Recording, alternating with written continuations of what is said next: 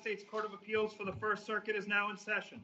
All persons having any business before this honorable court may draw near, give their attendance, and they shall be heard. God save the United States of America and this honorable court. May be seated. Court is in session. Joining us on the phone today is Judge Lopez. Judge Lopez, are you able to hear us? Yes, I can. Thank you. Okay, and you can see the courtroom, though we can't see you. That's correct. That's right. Yep. Okay. Excellent. Okay. Thank you, Judge. Today's cases will be called as previously announced. The times will be as allotted to counsel. The first case today is number 19-2098, United States versus Oscar J. Martínez-Hernández. Attorney Castro-Lang, please introduce yourself on the record to begin. Good morning, Your Honors. Attorney Rafael Castro-Lang, representing appellant Oscar Martínez-Hernández. I just want to hold up. I know we've had a little bit of trouble picking up on the mic in the past. Are we getting everything we need, Dan? I think so. Okay. Go ahead. Sorry about that. Represent appellant Oscar Martínez-Hernández. Your Honor, out of my 10 minutes, I would like to reserve 2 minutes for rebuttal. May. Okay. Now, it's patently clear, Your Honor, that a conviction obtained by perjured testimony cannot stand.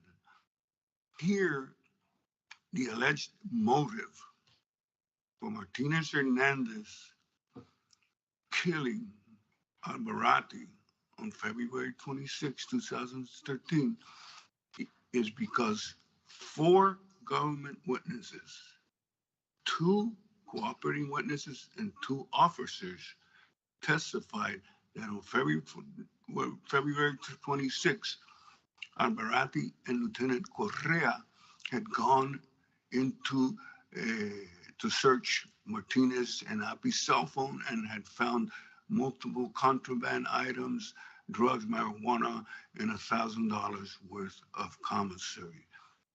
That incident, which they related as having seen, is what allegedly drove Api and Martinez to say he's going down today. Now, there are serious problems with that testimony because the logbook, the 2B shakedown logbook that went missing for 3 years, that was specifically used by the institution to have a record of interventions by officers with inmates, and if anything was discovered, to have it recorded in the logbook.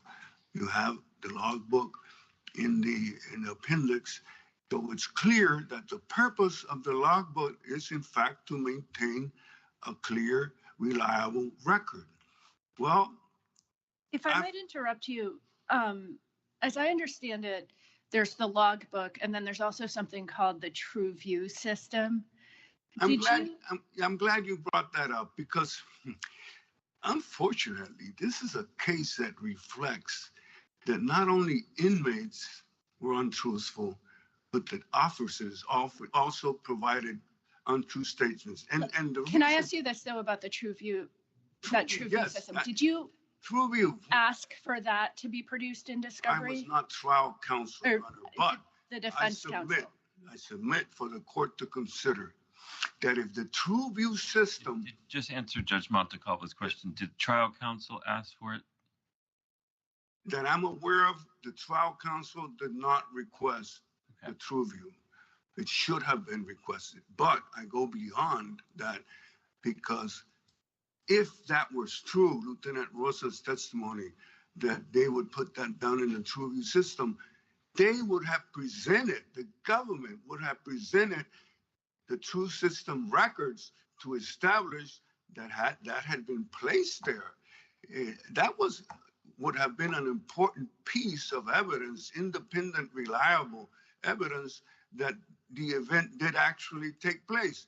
But I guess, don't you think if we're trying to think about the materiality of the logbook, that not requesting the True View, the information in the True View system, suggests that the way you're characterizing the logbook is very important to the case, may not actually be so important?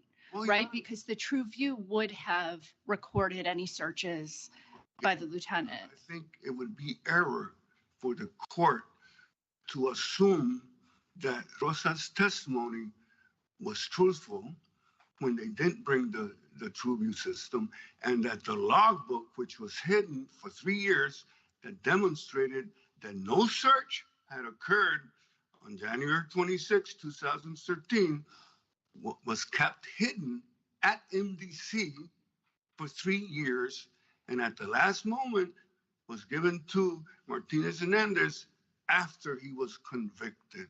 Do I have it right, though, that initially trial counsel, once it was finally produced, and I agree, it took a very, very long time to find that and to produce it.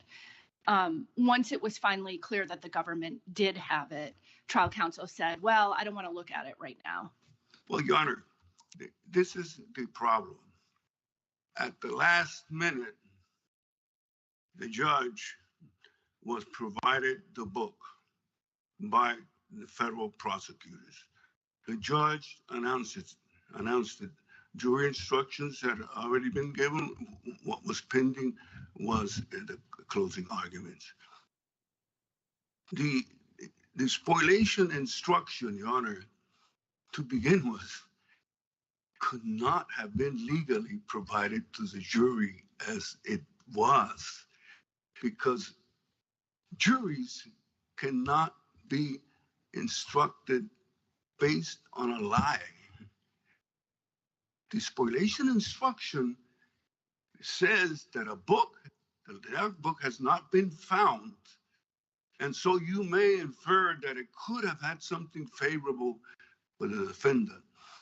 I submit that there's many problems with that way of proceeding that unfortunately involve the judge, because judges and lawyers take an oath to follow the law when they swear, and to say that in a criminal proceeding such as this, where the defendant is facing life and could have faced the death penalty, the judge and the defense counsel and the prosecutor can all agree, oh, let's give a spoliation instruction that although we know the book is here, we want to get rid of this case. Judge Lopez, We want to get rid of this case. Judge Lopez, do you have any questions? Just very quickly, counsel, as I understand it, the Judge Montecalvo indicated defense counsel was given an opportunity by the judge to look at the logbook and to use it if counsel wanted to. The logbook apparently does indicate, at least the logbook does not reflect that there was a shakedown of Martinez on the critical day. And that could have been used to impeach the 4 witnesses who testified that such a shakedown did take place. The government says, well, there's an explanation for that. The shakedown would not necessarily reflect, the logbook would not necessarily reflect the shakedown that was done that day.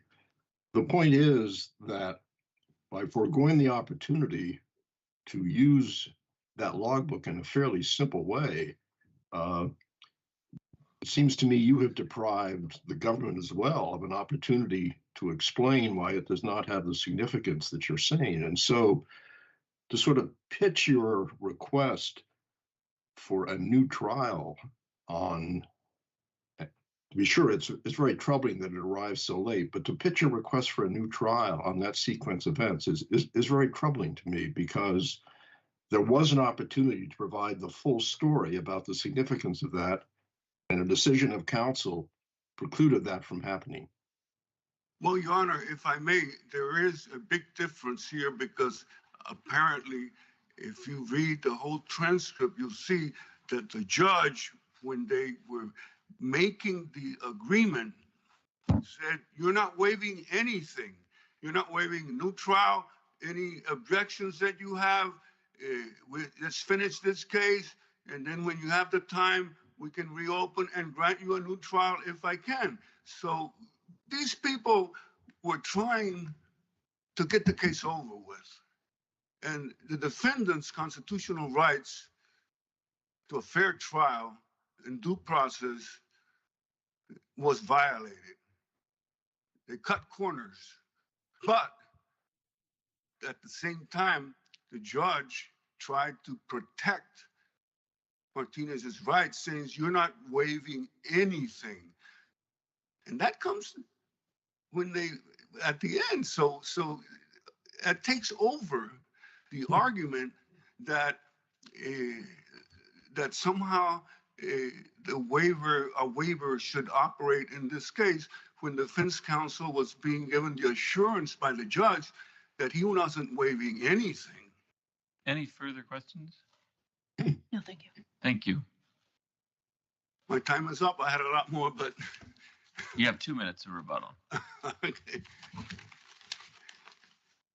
Thank you, counsel. At this time, if Attorney Bornstein would please introduce himself on the record to begin.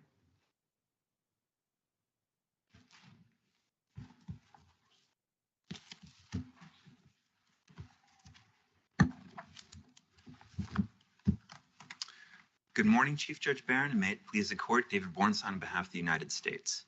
The defendant stands convicted of 6 offenses stemming from his instrumental role in the murder of Lieutenant Osvaldo Albarradi, a BOP correctional officer who at the time of his death was a Special Investigative Services officer at MDC Guaynabo here in Puerto Rico. After a 2-week trial, the jury convicted him of every count in the indictment. They did so based upon legally sufficient evidence, and the defendant has failed to identify any reversible error that infects his judgment of conviction. Accordingly, this court could affirm. We have a lot of ground to cover, so unless any member of the panel would like me to begin elsewhere, I'll turn directly to the Brady suppression claim. First of all, we believe that the defendant has waived this claim for multiple reasons. First of all, he styles it in his opening brief based upon a false factual recitation. He styles it as a Brady suppression claim. He claims on page 10 of his opening brief that before the beginning of closing arguments, the shakedown logbook was provided to the court. Judge Hopi decided to withhold the logbook from the defense. And after the case was submitted to the jury, Judge Hopi informed the defense that the logbook had been produced to him. And then later, on page 19, the defendant asserts, these are his statement of facts, the judge failed to assess the trial and turn over the logbook to the defense so that the case could be reopened. A copy was not provided to the defense until after the trial ended. In proceeding in this manner, the court became a knowing participant. Excuse me, in its counsel. suppression. Okay, so it's late disclosure, not suppression. Why don't you argue it on that premise? Absolutely. So it is a belated disclosure, and the defendant has waived any claim of belated disclosure because, as was discussed during my friend's argument, the defendant refused to look at the logbook once it was produced at a time where he could have reopened his case and presented that additional evidence. In particular, if you look at page 1854 of the appendix, this is when Judge Hopi informs the defendant before closing arguments that the logbook has been produced. And he says, "Let me hear from you first," being the defendant. And the defendant responds, "So we stand by the compromise to issue to the jury an instruction precisely explaining to them that we had requested the log and the log was missing." The court then asked defense counsel, "Are you ready to proceed with your closings?" Defense counsel says, "Absolutely." And indeed, later, to make it perfectly clear, on page 1856, defense counsel says, "We're not going to look at the log now, Your Honor. I think the time for that is long past, and we'd like to do our closings and submit this to the jury." Why isn't that, I mean, I understand how there could be plain error, but why isn't that consistent with a forfeiture rather than a waiver? Which is that at that time, he says, "I'm not going to look at it now. The time for that's long past. But if I have a late disclosure claim, he should have brought it maybe in the Rule 33 motion at the end of trial, but didn't. But that wouldn't be waiver. That would just be forfeiture. So then we'd be on plain error." Well, we believe it's waiver, Your Honor, since usually if a defendant is going to claim that the belated disclosure of evidence precluded them from using it, they need to, first of all, ask for a continuance. If they don't ask for a continuance, they may not later complain that they didn't have sufficient time and there was no continuance requested. But B, the reason... If that's your position, that you could never forfeit it. No. Because you don't ask for it, it's waived. It's a forfeiture if you don't ask for a continuance. Well, forfeiture is plain error, not waiver. Yes, but the defendant went one further by refusing to look at the evidence. Now. He said now. It's the time for that is long past. Isn't that consistent with the late disclosure contention? Which is I can't then develop it. He gave it to me now. What can I do with it now? Well, But if I want to make an argument that because I got it so late, I can make an argument that I could have developed my case in a different way if I had had it. That would be the argument. Now, that should have been raised in a Rule 33 to preserve it. It wasn't. But wouldn't that then put us on plain error? there was a Rule 33 motion, just to It be was clear. included in that? There was a Rule 33 motion. So if we're going to split hairs, I'd put it this way, Your Honor. Who's split? What do you mean split hairs? So split hairs in this manner. So if the defendant, as he is on appeal, as Judge Lopez pointed out, if he's going to claim that the reason he would have used the logbook was to see whether or not it had recorded a February 26, 2013 shakedown of his cell and also Ramos's cell, he could have found that out very quickly. You can turn to page 2233 of the appendix, and that is the day. It's a chronological log. You just had to open it up to that date, and it shows that there was a shakedown of the defendant's cell, cell 227. However, it lists the searched inmate as Delgado, and it records only trash having been recovered. But the point is, if the defendant had wanted to use a logbook for that purpose, he's fully able to do so. It would have been a very quick thing, but he was presented with a choice. And the choice was, does he look at the logbook and risk losing the spoliation instruction? That was the compromise he wanted to stick to. Or would he, and the spoliation instruction allowed him to argue to the jury a whole host of things they could infer had the logbook been there, or was he going to actually look at the logbook and then be precluded from making those arguments because they would have been belied by the record? And so that is why we're arguing waiver for the specific argument that the defendant is raising here. I suppose if the defendant were raising another argument that would have required days or weeks of analysis of logbook, that may not have been waived. The idea of late disclosure is that not just that it takes me a long time to read what's disclosed, it may take a long time to make full use of what's disclosed. So if I find out that the story doesn't add up, then there's other witnesses I could pursue, and there's a whole case I could make to try and prove it didn't happen the way they said it did. But you can't do that right on the spot looking at the logbook. Well, I believe once again, he had asked to reopen his case only the day before. He could have fully used the logbook for the purpose he wanted. But if I may, Your Honor, the logbook is simply not Brady material. That's shown because, as my friend said, he believes that the government's case showed that the reason why Lieutenant Albarrati was killed was because on February 26, 2013, was because of the February 26, 2013 shakedown of the defendant's cell and Ramos's cell. But that's simply not true. If you look at page 1346 of the appendix, the driver of the car carrying the killers said that the day before, he had practiced the route with one of the killers so that they knew what they were going to do on the following day, February 26. There was simply no causal relationship between the February 26 shakedowns and Lieutenant Albarrati's murder later that day. The only witness who thought it was significant was inmate Christopher Gil Rodriguez, who said he was Ramos's cellmate, who said that after the shakedown occurred, Ramos was livid and stormed off to the defendant's cell. And he speculated that that was when they must have decided that Lieutenant Albarrati was going to die that day. But little did he know that the wheels of the death plot or murder plot had already been turning, and that probably at that moment, the killers were waiting outside in their car because they had instructed to get there hours before the end of Lieutenant Albarrati's shift. So it's simply not Brady material whatsoever. Moreover, as Totally false. So there's Sure. how many witnesses are there fingering the defendant? I thought it was 4. Is that right? So it's 4 witnesses who talked about the February And so 26th. 3 of them have an account of what precipitated it, and they're all cooperating witnesses. And there's a 4th who has a different account, who's his cellmate. I'd like to clear up those Okay. facts. No, only one witness thought that the February 26th shakedown was significant. Right. However, what precipitated Lieutenant Albarrati's murder was several things. First of all, Lieutenant Albarrati was someone, once the defendant entered Unit 2B, there's testimony that Lieutenant Albarrati would frequently enter the unit, whereas he didn't earlier, and would frequently search the defendant's cell looking for contraband. But second of all, I would direct the court's attention to the New Year's Eve party that the defendant held in the unit in 2013, only 2 months before Lieutenant Albarrati's death. The evidence shows that the inmates were taking opioids, smoking synthetic marijuana, playing loud music, speaking openly on the cell phones with no correctional officer around.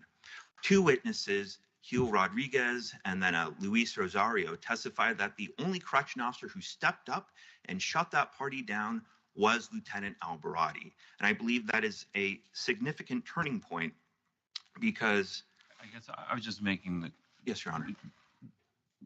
questions just focus on, these are all points about the sufficiency of the evidence, which I don't. Well, Now, but the question is whether they're overwhelming enough to render non-prejudicial if there was a Brady problem with respect to that would affect the testimony of the one witness who has the different account. Judge Lopez, do you have any further questions? Yeah, counsel, Judge Helpe reassured defense counsel that even with the choice that counsel was making to go forward with the spoliation instruction, I think he explicitly says there's no waiver here, there's no waiver here, there's no waiver here. Cognizant of somewhat unusual circumstances. How are we supposed to factor Judge Helpe's reassurance to defense counsel that nothing is being weighed by the choice you're making in assessing your argument that there is in fact a waiver here because of what they did? Yes, Your Honor. First of all, whether or not the defendants have preserved this claim of error depends upon this court's case law about waiver and forfeiture, not the district judges say so. Second, it's clear that that statement by Judge Helpe did not actually influence the defendant in what he wanted to do. Ever since it became clear that there was a possibility that he could look at that log, he said, for example, no way, when the government argued that he should look at the log before the jury retired to deliberate. And again, that assurance occurred after the defendant was asked, what do you want to do? And he said he wanted to proceed with his closings. And Chief Judge Barron, if I could try to answer your question again, it is clear that whether or not the February 26th shakedown occurred was irrelevant to the defendant's guilt.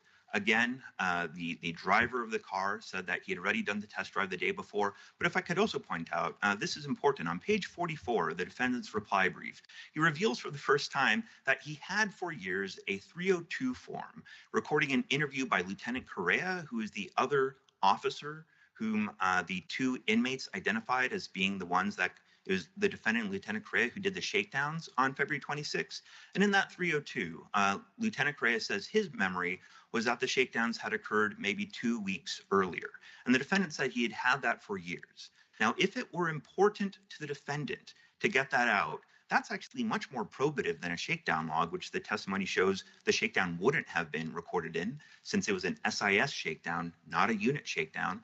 But he never used that 302 to either impeach any of the witnesses or, more importantly, try to call Lieutenant Correa. And when he got that spoliation instruction, which allowed him to argue to the jury that they could infer all sorts of things about the missing log, he never asked them to infer that the shakedown didn't occur. That simply wasn't a part of his defense at trial. It's simply a post hoc rationalization to try to make the missing logbook seem important. Thank you. Thank you, Your Honor. Thank you, counsel. At this time, if counsel for the appellant would please reintroduce himself on the record. He has a 2-minute rebuttal. First of all, Your Honor, I reject the government's recitation of the record. I think the record demonstrates clearly that there was a back and forth, and it was when the judge assured the defense counsel that he wasn't waiving anything that he didn't send, but let's go ahead. And look what's interesting in this. The government is trying to blame Martínez-Hernández for their misconduct. They are the ones that hid the book at MDC for 3 years. They are the ones, interestingly, the logbook that clearly had impeachment value was hidden. Lieutenant Correa, I'm glad he mentioned Lieutenant Correa, SIS officer. He had been subpoenaed to testify at the trial by the government, and they didn't have him subpoena. Why? Because they knew that Correa was not going to verify the lies the 4 witnesses provided to the jury, that search was what led Martínez to kill Albarrate that day. 2 items, 1 witness, as you said, the important witness, 1 important book that would have contradicted their theory. Isn't it strange that both of them were missing? How do you, just on the prejudice point, how does the spoliation instruction that was given factor into that? Because what we're weighing is a bunch of testimony that provides a separate ground for thinking that there was a motive for the murder independent of the shakedown. One witness who seems to focus on the shakedown, which you say the logbook would help disprove, right? All four witnesses spoke about the shakedown. All four of them, not one. Now, Your Honor. Just you have just very briefly, just what is the relevance of the spoliation instruction in thinking about the prejudice question? Well, the spoliation instruction was totally improper, illegal. How is it possible, Your Honor? You're a judge.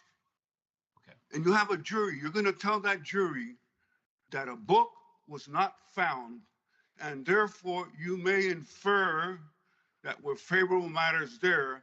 When you have the book with you, okay, you're supposed to tell the truth to the jury. The jury's supposed to be guided by the instructions of the judge. That's a total aberration of the criminal justice system. Can three lawyers in a courtroom agree to do something illegal? And just because all three of them were in agreement, the judge, the prosecutor, and the defendant, does that make it legal? Okay, thank you. Thank you, counsel. That concludes argument in this case. Judge, I'll call the next case. Please do. The next case is number 21-1124, United States versus Luis Rodolfo Mejia.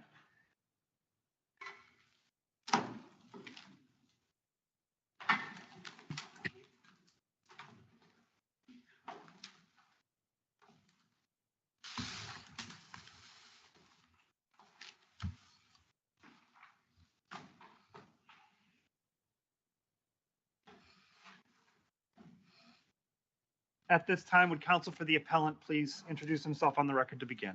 Yes, good morning, Your Honors. Attorney Edwin Edgardo Leon Leon on behalf of the appellant, Luis Mejias. Yes, I would like to reserve from my designated time at least 5 minutes for rebuttal if needed. You could have 3. Okay. Your Honors, and this is the first time in my 30 years of law practice that I appear in an appeal in which the appellant and the appellee concur 100% in their requests to the court. Both parties in the are seeking. Can I ask you what we're doing here then? Huh? What are we doing here then? I know, Your Honor, but this is the first time that that has happened to me. So you're in full agreement that you would just like it remanded? Yes, Your Honor. There is no question as to the fact that the judgment or the sentence of the case is the one that's been pronounced orally by the judge at the sentencing hearing. In the instant case, there is no question. Well, I'm now confused. If you're for a remand and they're for a remand, is there any need to go further? Why can't you just both? What's in dispute? What are you trying to convince us of? Well, Your Honor, that the judgment pronounced does not conform. I mean, the written sentence does not conform to the oral pronounced judgment. And the government agrees with you? Yes, Your Honor. Okay. So you're trying to make sure that we don't disagree with you. Okay. Well, excuse me, counsel, I thought, yes, there's an agreement on a remand, but you want the remand, you want a specific instruction that the court should impose a sentence that takes account of the prior discharge sentence. The government does not agree with that. The government says, as I understand it, the judge should take another look at this. This may in fact be a clerical error situation, and he did not properly consider that possibility. So they're agreeing on remand, but there's not an agreement about what should happen on remand. Isn't that right? Well, Your Honor, I think that when you go to their brief, they're also stating that nothing could be done because they did not appeal that sentence. They're saying basically that the oral judgment gave should be the one that should be taken in consideration, because if they had any type of disagreement with that, they should have an appeal, which they did not. So they're excuse me, they're saying that if the judge ends up agreeing with your position, they're not in a position to then object to that. They've waived that, but they're allowing for the possibility that the judge, after looking at everything that the government says he should look at, may conclude that this was still a judge error, not a clerical error, and may decide the issue the same way. So they're not, again, they're not agreeing that your outcome is the only appropriate outcome. Isn't that correct? We do not see it that way, Your Honor. That is not our interpretation. Why don't you tell us what you want, and then we'll hear from the government. Yes. We'll figure out what they want. Okay, sure, Your Honor. Well, simply, we want that the written sentence conform the oral judgment that was pronounced at the sentencing hearing. There is no question that the judge at the sentencing hearing pronounced specifically the following. No, It is, here, yes, just to Judge Lopez's question, if you could just address it directly.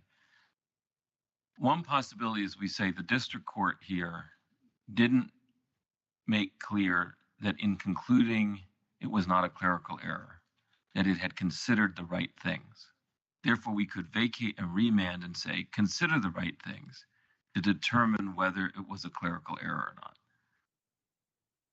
Judge Lopez is suggesting that you're taking the position that that's not what you would like us to do. What you would like us to do is tell the judge that it was a clerical error. And so on remand, enter the correct sentence. Is that what you're asking for? yes, Your Honor. Okay, so why don't you address why you disagree with the conclusion that all we should do is remand for the district court to consider whether it was a clerical error rather than order him to deem it a clerical error? Your Honor, because the wording is specifically stated by the judge, included this, that pursuant to sentencing guidelines 5G1.3 and 5K2.23, the court will depart and adjust the discharge term of imprisonment of 45 months of the sentence imposed in New York by the Southern District of New York. That was very clear. It gave a legal basis, and that's what was stated by the judge in his allocution when he pronounced the judgment, Your Honor. This, and specifically oral pronouncement, is not ambiguous. It is clear. The record also shows that the judgment specifically gave the defendant 45 months credit for the sentence served on relevant conduct offense. Your Honor, when we hear the transcription, when we read the transcription of the sentencing hearing, this support is basically there. Why? Because it's not only contains a specific wording as to the partial of 45 months, but it also gives us the legal basis. The record reflects that the judge at the sentencing allocution started by stating these words. He informed both parties that he would accept the plea, but that based on the appellant's sentencing memo, he will credit the defendant. That's right in the transcription. Then the government objected and argued. They said that request was a breach of the plea. And this after hearing both allocations was resolved in favor of the appellant. Not only that, Your Honor, after or prior to imposing the sentence and after hearing the allocution from both parties, the district court instructed the probation officer to consider the New York sentence as relevant conduct and to amend the appellant's criminal history category to 1. The government again objected to the court's relevant conduct determination. This passage, in the colloquy, the judge says the sentence stands at 121 months, so there's no breach of any plea agreement. What's the significance of that statement? Well, we understand that specifically he is accepting the plea of 121, but again, he is giving credit to why, because in the sentencing— The problem is the sentence stands at 121 months. Yes, Your Honor, but when in the request from the defendant's attorneys, they request a coterminous term, it means that this second sentence goes back and starts from the same date that when the first sentence was to be served. And that never happened. Isn't that the last word in the oral colloquy on what sentence was being issued orally? Excuse me? Is that the last, in other words, in the transcript, when he's saying orally what the sentence is? unless I'm misreading it, isn't the last thing the district court says on that score with respect to what the sentence is, the phrase, the sentence stands at 121 months? Yes, Your Honor. So that's where I think the source of the potential ambiguity is, which is, in saying that, is that just like a slip of the tongue? Because right before that, the AUSA says we're requesting 121 months. He then says the sentence stands at 120, not the request is 121. The sentence stands at 121. Yeah, but at the same time, Then he said that's the source of the ambiguity, which seems to support the government's position that maybe the right thing to do is to vacate and remand, tell the district court you have to look at these materials and decide, was the oral sentence in fact not 121 months, but the 120 months plus the credit, with the credit taken account. If so, then that doesn't accord with the written, and then therefore you could say it's a clerical error potential. Well, Your Honor, when you see the whole transcription, I don't think it could be seen that way. Anything further, Judge Montecalvo? No, thank you. Judge Lopez? Counsel, if I'm correct, the written judgment says 121 months of imprisonment to be served concurrently with New York case so-and-so. I mean, it sounds to me like that written judgment does reflect what the court was saying earlier. You quoted earlier how the court was describing the sentence that will depart and adjust the discharge term of imprisonment of 45 months. It sounds like the judgment does just that. So the argument might be there's not a clerical error. The problem is the judge has imposed an illegal sentence because, as a matter of law, he could not give your client credit for those 45 months of a now fully discharged sentence. So isn't it possible the judge now realizes when he says it was my mistake, it's not a clerical error, he's now recognizing that he made a mistake in trying to give your client credit for something that he cannot give your client credit for. Now, that may sound like it's an argument why we shouldn't remand, and I'm not proposing that we do that, but isn't that a problem? It does seem to me that there was arguably not a clerical error here. The judge just imposed a sentence that was illegal. And the government never said anything about it. That's another problem. But isn't that arguably what happened here? Very respectfully, Your Honor, we think not. Why? Because when you read that written statement, judgment, Your Honor, it doesn't also contain the factor of coterminously, which is very different. It does not contain the credit. Let's just think for a moment, yes, Your Honor, that sentence might or not be illegal, because that wasn't discussed and it was not appealed by the government. What are we going to do with the defendant's due process to appeal?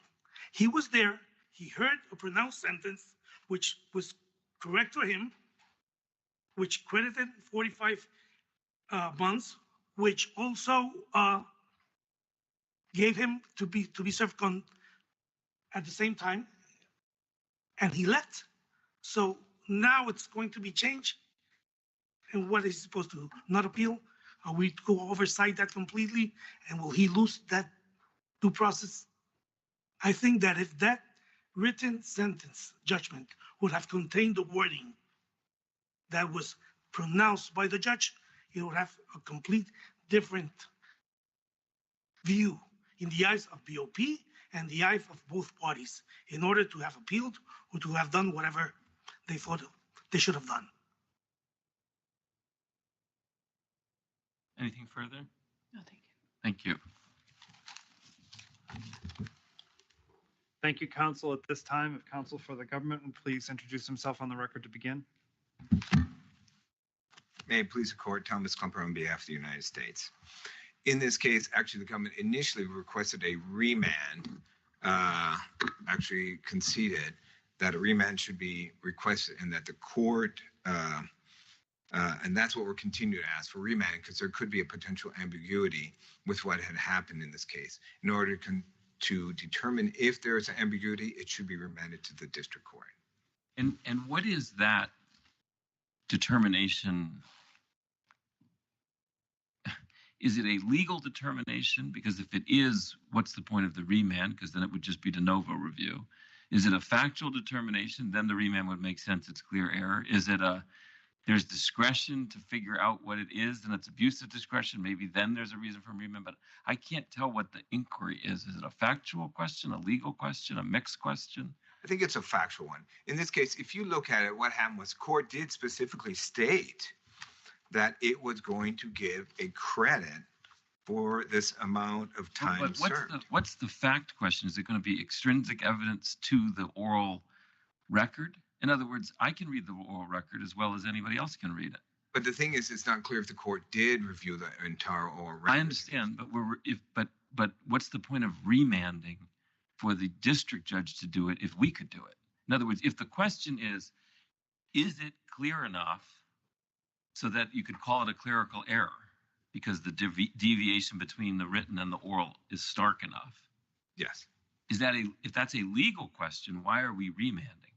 If it's a factual question, what is the factual question? I think the factual question did the court orally make an oral pronouncement that gave a credit of 45 months? And is that a subjective question? Did the judge intend it? It looks like it from our understanding of reading the record. Yes. No. It's subjective. You're saying that the right inquiry for the judge to do is to engage in a subjective inquiry. What did that judge intend in issuing that sentence orally? Yes. And so you would take testimony if it was a different judge, you'd get that judge on the. Do you see what I'm saying? Yes, typically when we deal with a document like this, a legal document, which is effectively the oral sentence, just like a judgment would be, you just look at the four corners of the document, you read it, and you make a judgment. What does it say objectively, not subjectively? So that's what's puzzling me a little bit about what the point of the remand would be. Well, I think the remand is for then looking at the record. It's unambiguous that the court did state it was going to give 45 months credit for the defendant in this case. Now, where the issue arises is when the court made the statement, I am imposing 121. Now, does he say that? He said the sentence stands at 121. It stands at 121. Well, in this case, it actually would stand as 121 even with the credit. Well, then there's no point in a remand, and we could just say it is a clerical error and issue the instruction to the judge that the oral sentence, just objectively read, is clearly intending to give 121 plus the 45 months credit. That's inconsistent with the judgment to the extent it is inconsistent with the judgment, and therefore it's a clerical error, and the government's fine with us saying that.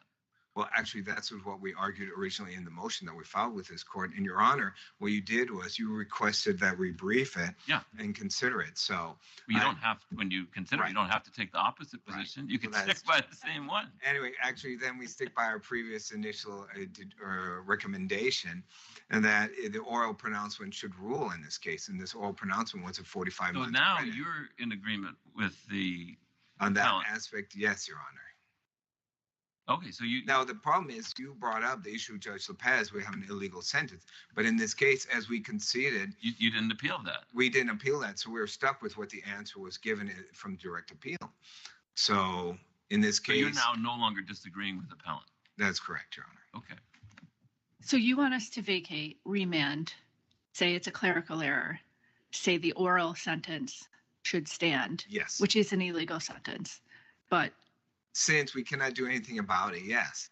It's already issued. It's already issued. Ordering the imposition of, but I guess there's a question, can you make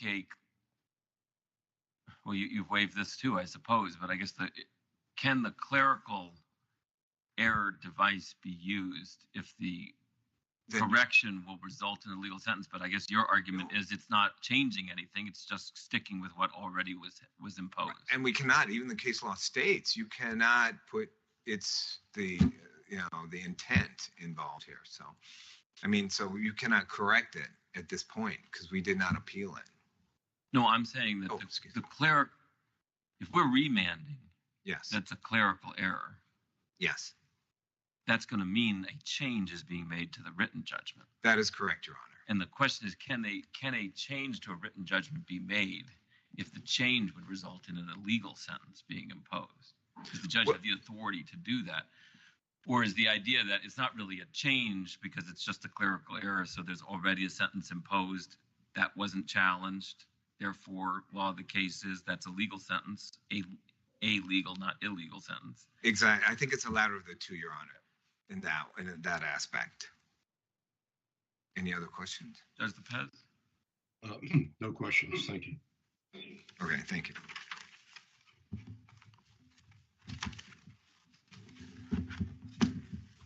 Thank you, counsel. At this time, Attorney Leon, if you have a 3-minute rebuttal. Hard to see what you'd want to add.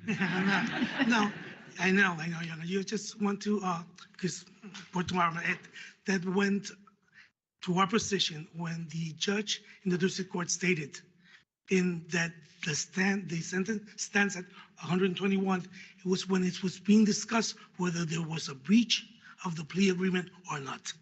So that's the difference. Respectfully submitted. Thank you. That concludes argument in this case. Counsel is excused. Judge, I can call the next case if you're ready. Please do. The next case, number 21-1511, United States versus Samuel Arce-Ayala. At this time, would Attorney Castro-Lang please introduce himself on the record to begin? Good morning, Your Honors. For the record, Attorney Rafael Castro-Lang, and I represent appellant Arce-Ayala. Before I begin, I would like to reserve 2 minutes for rebuttal. May. Your Honor, the record in this case is clear that Arce-Ayala was led to believe by his lawyer, the prosecutor, and the judge at the change of plea hearing that he would be credited at sentencing the 64 months, 29 days he had served in his local related case. Now, unfortunately, because there is a mandatory minimum of 10 years, in his case, by the time he was sentenced, had already finished. Since we're talking about a minimum, couldn't the taking account of the credit just restrict what the maximum would be? So he got what he was expecting. Your Honor, you know, I think that's cutting the scissors real thin and making an argument that you might be able to win the case that you should lose. Every inmate, Your Honor, the most important matter in a sentence is how much time I'm going to do. Isn't that consistent with the idea that you're now being told that the maximum is going to be set accounting for the credit? No, I think it's a false Because wasn't argument. he apprised? Because, He was apprised of the mandatory minimum, wasn't he? with all due respect, Your Honor, Well, just I want to answer that. If you look at the plea agreement, it specifically makes reference the local cases, and then it makes reference to United States Sentencing Guidelines 5G13 and 52K21. Those are two guidelines that specifically deal with credits in related cases, and they contemplate that a reduction can be made in 5G13, it's undischarged, in 52K21, discharged. And the 5K21 says the judge can depart downward. I don't think you answered my question. Was he apprised of the mandatory minimum? Is there indication that at the time of the plea he knew about the mandatory minimum? Yes, of course he knew about the mandatory minimums, but he's not a lawyer. He's not a lawyer, Your Honor. The whole motions, even his lawyer, court-appointed lawyer, acknowledges that throughout the whole proceeding, that what he was expected and what his lawyer told him was that the judge could go below the 10-year mandatory minimum. Now, there's nothing in the sentence hearing that supports the government's argument that, oh, that time was already taken into account when we both recommended 120 months. If you look at the sentencing transcript, Appendix 187, Judge Bezosa never states, I have taken into account the 60 months, 29 days that you deserve a reduction, and that has been taken into account when I have imposed the 120 months. Now, what did he do? Impose an illegal concurrent sentence. Your case law is clear that once a sentence is extinguished, you can't impose a concurrent sentence. So there's nothing in the record that supports the interpretation of the plea raised by the government. And in fact, counsel, let me ask you this, please. The court says to your client, this is early in at the change of plea hearing. That means, Mr. Arch, that whatever time you spent in the state court you will be given credit for that time when I sentence you in this case.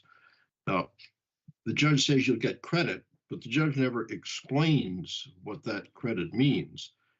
And my understanding is that it fell to defense counsel to explain to his client what that credit meant.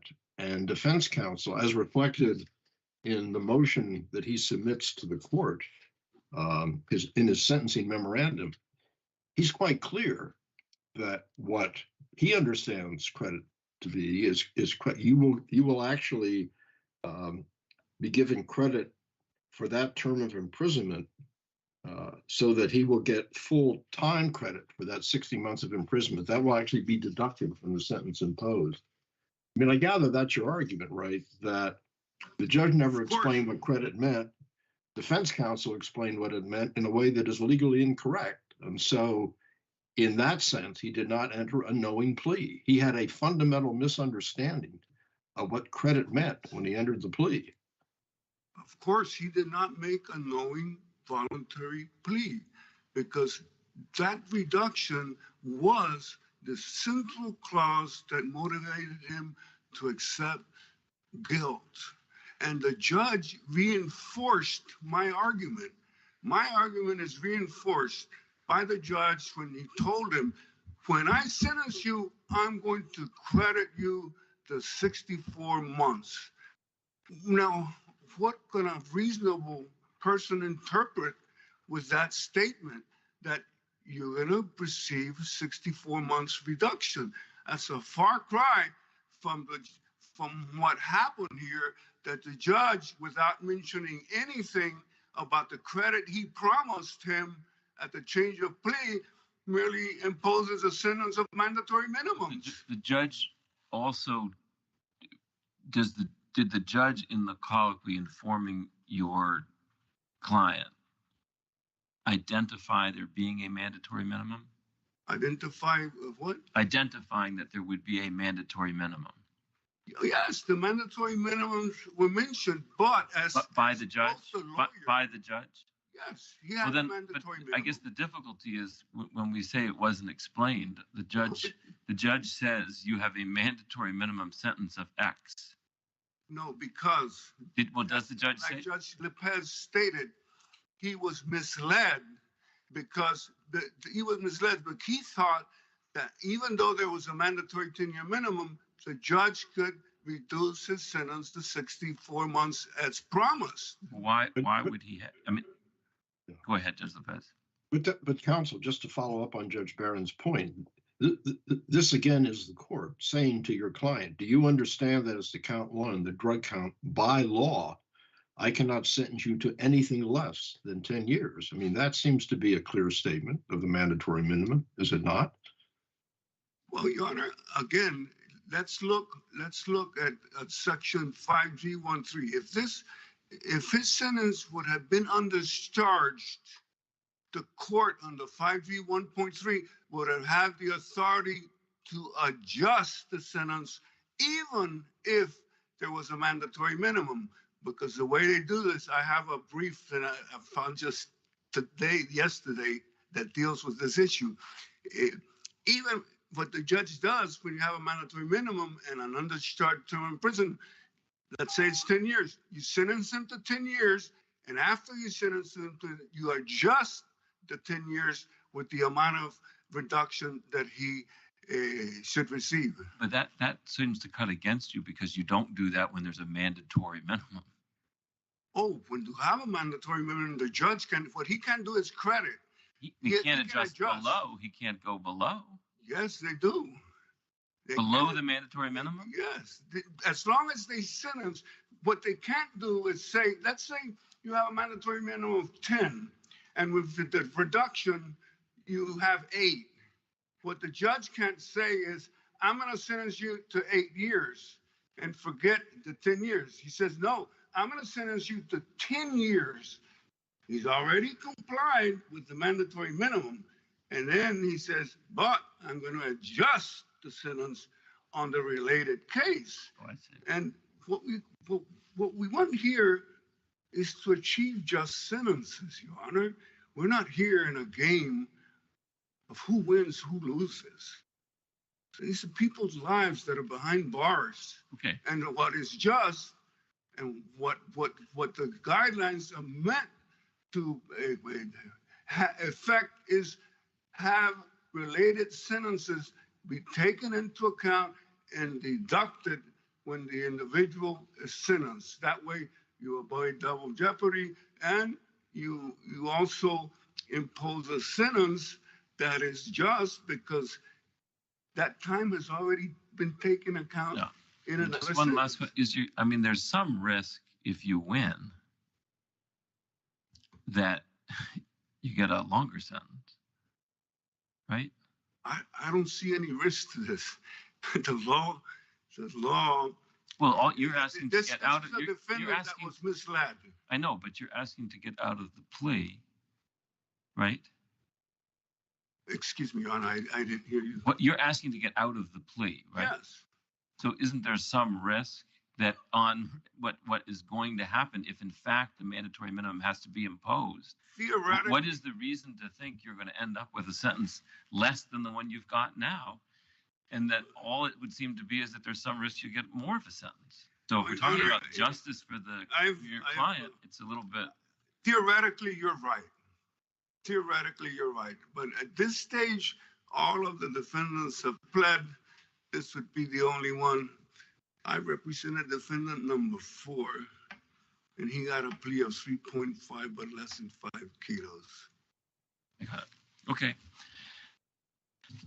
Just want to call on. Judge Lopez, anything further? Nothing further. Thank you. Thank you. Thank you, counsel. At this time, counsel for the government would please introduce himself on the record to begin.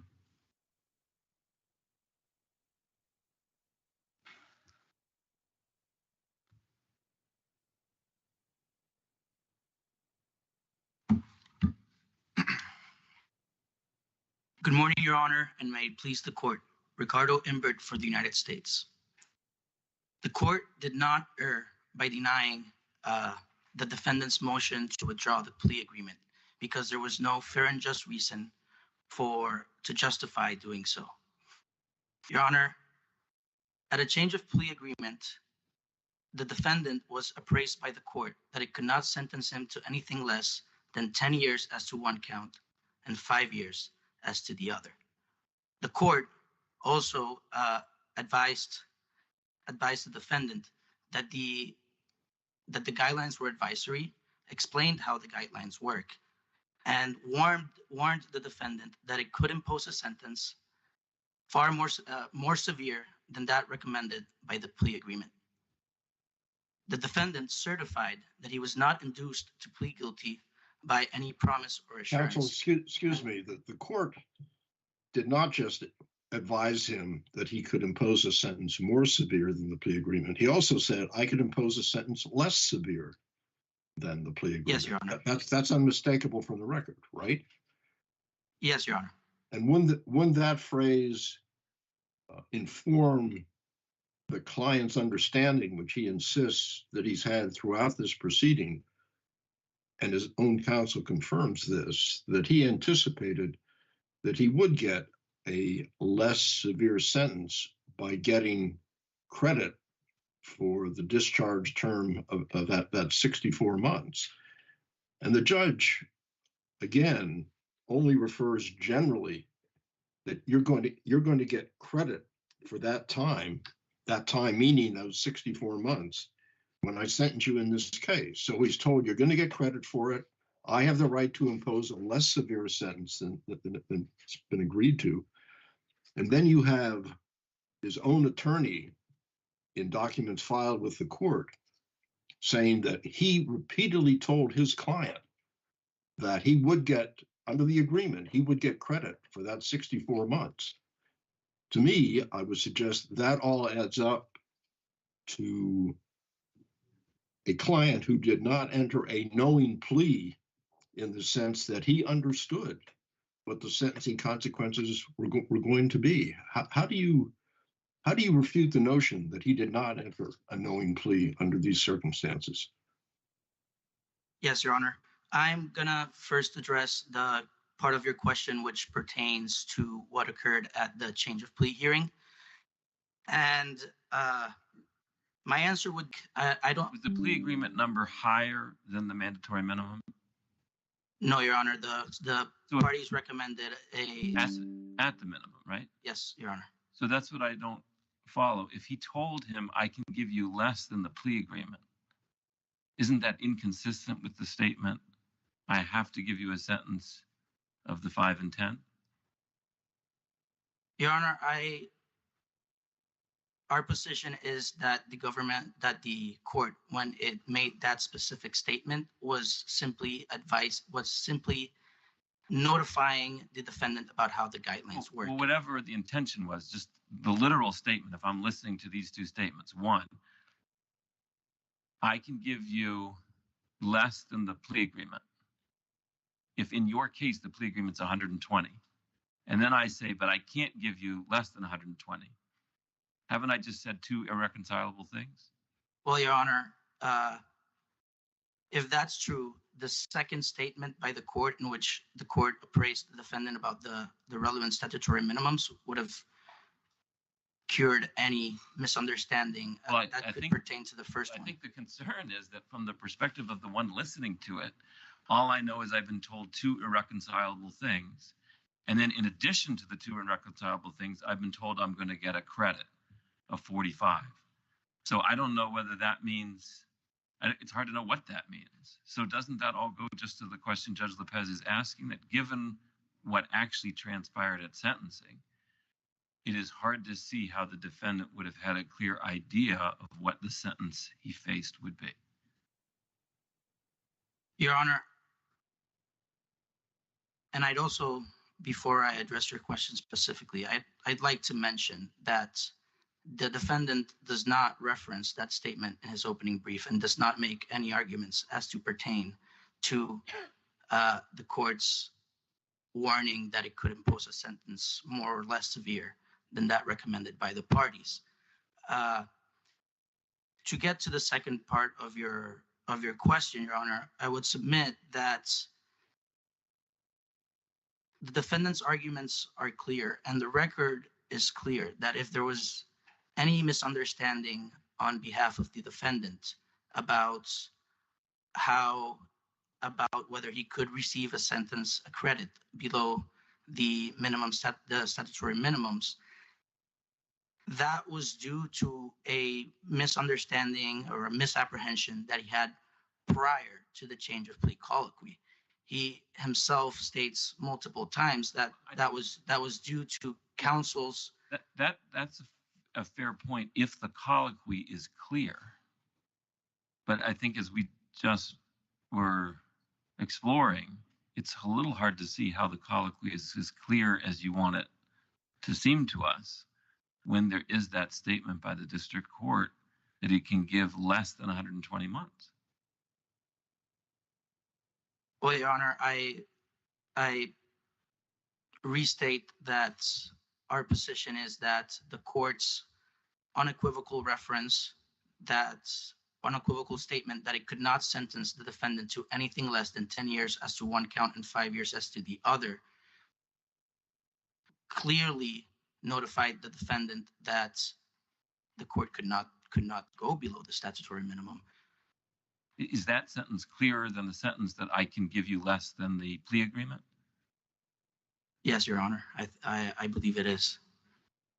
And help me understand how. Well, Your Honor, and I'd also like to point out that there are other ways that the sentence could be less severe than that expected by the defendant, that the court could impose a lesser time of supervised release, for example, and it could... Was that part of the plea agreement? Your Honor, I cannot answer that question right now, but I'd be glad to file a 28-J motion with that information. We can look at the documents. Okay. Judge Montecalvo? No, thank you. Okay. Judge Lopez? Nothing further, thank you. Okay. Thank you. Your Honor, may I make one last point before I step down? I referenced that any misapprehension that the defendant could have had would be attributable to his defense counsel's faulty advice, and that inquiry would have to take place within the context of an ineffective assistance of counsel claim, and the defendant would have to show prejudice, which he cannot, and the defendant would also need a developed record for this court to consider. Excuse me, counsel, why wouldn't this be a case where it's unmistakable? There's no question what his attorney was telling him. I mean, it's all over the record. We know the attorney was telling him that that we understood that you're going to get credit for this prior sentence. Judge Lopez, I'm sorry to interrupt. Mr. Castro-Lang, could you just take your seat while this is going on longer than we anticipated? Yeah, I understand. Yeah.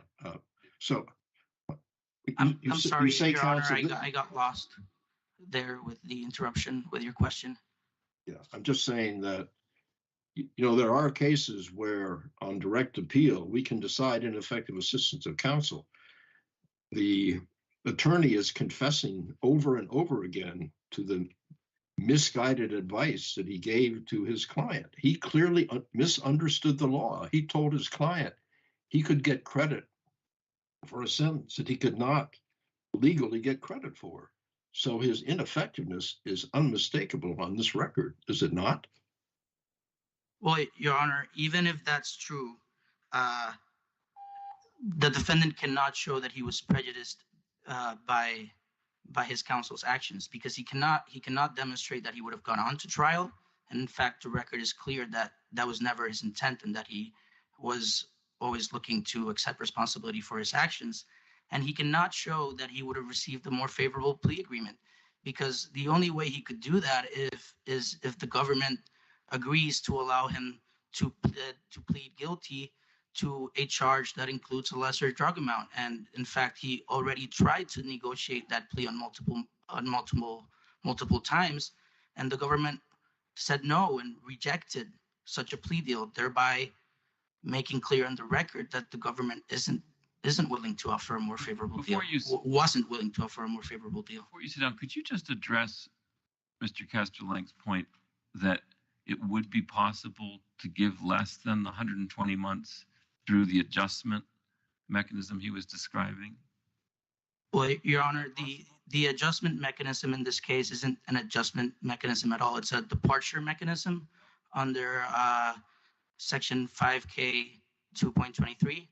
And the law is clearly established that it doesn't allow for a court to dip below the statutory minimum sentence. And as to 5G 1.3, I believe that it's the government's position that that statute doesn't allow or shouldn't allow for that either. Thank you. Thank you, Your Honor.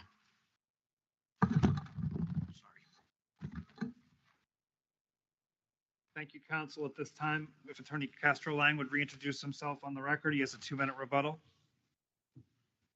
Excuse me, Your Honor. I'm glad they brought up the ineffective assistance. I agree fully with Judge Lopez that both the attorney and the appellant were under the impression that that amount of time was going to be deducted. He confessed to ineffective assistance. The two cases cited, I cited by the Supreme Court, one with this case, where counsel first did not study the criminal history, and this court on direct appeal reversed because on plain error and a miscalculation of a credit that the defendant was supposed to be was found to be ineffective assistance of counsel.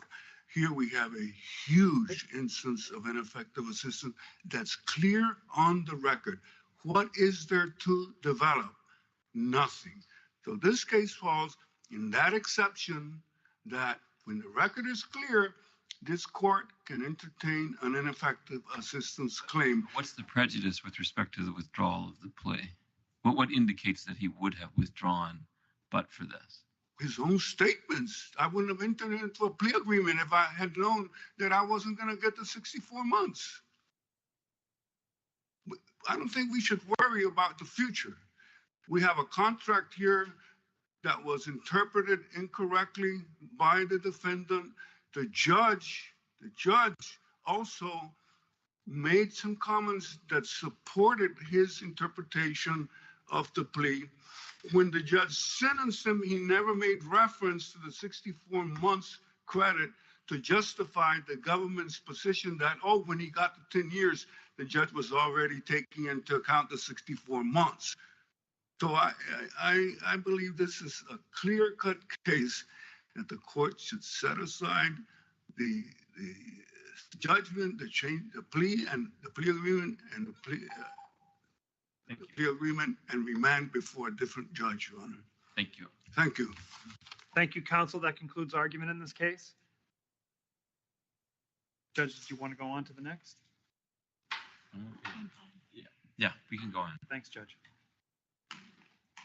Well, actually, let's take a 3-minute break then. Yes. All rise. Court is taking a brief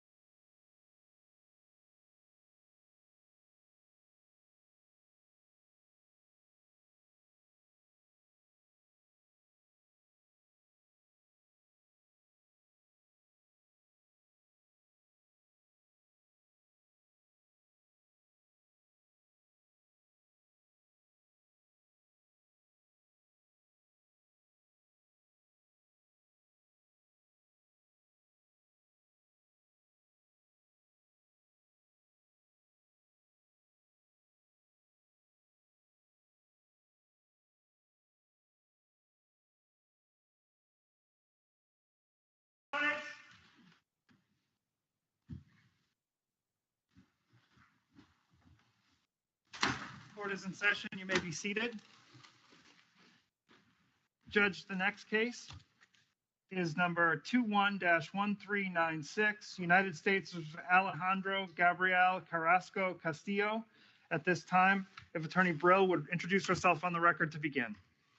Good morning, Your Honors. I'm Rachel Brill. I represent Alejandro Carrasco. I'd like to reserve 2 minutes for rebuttal. You may.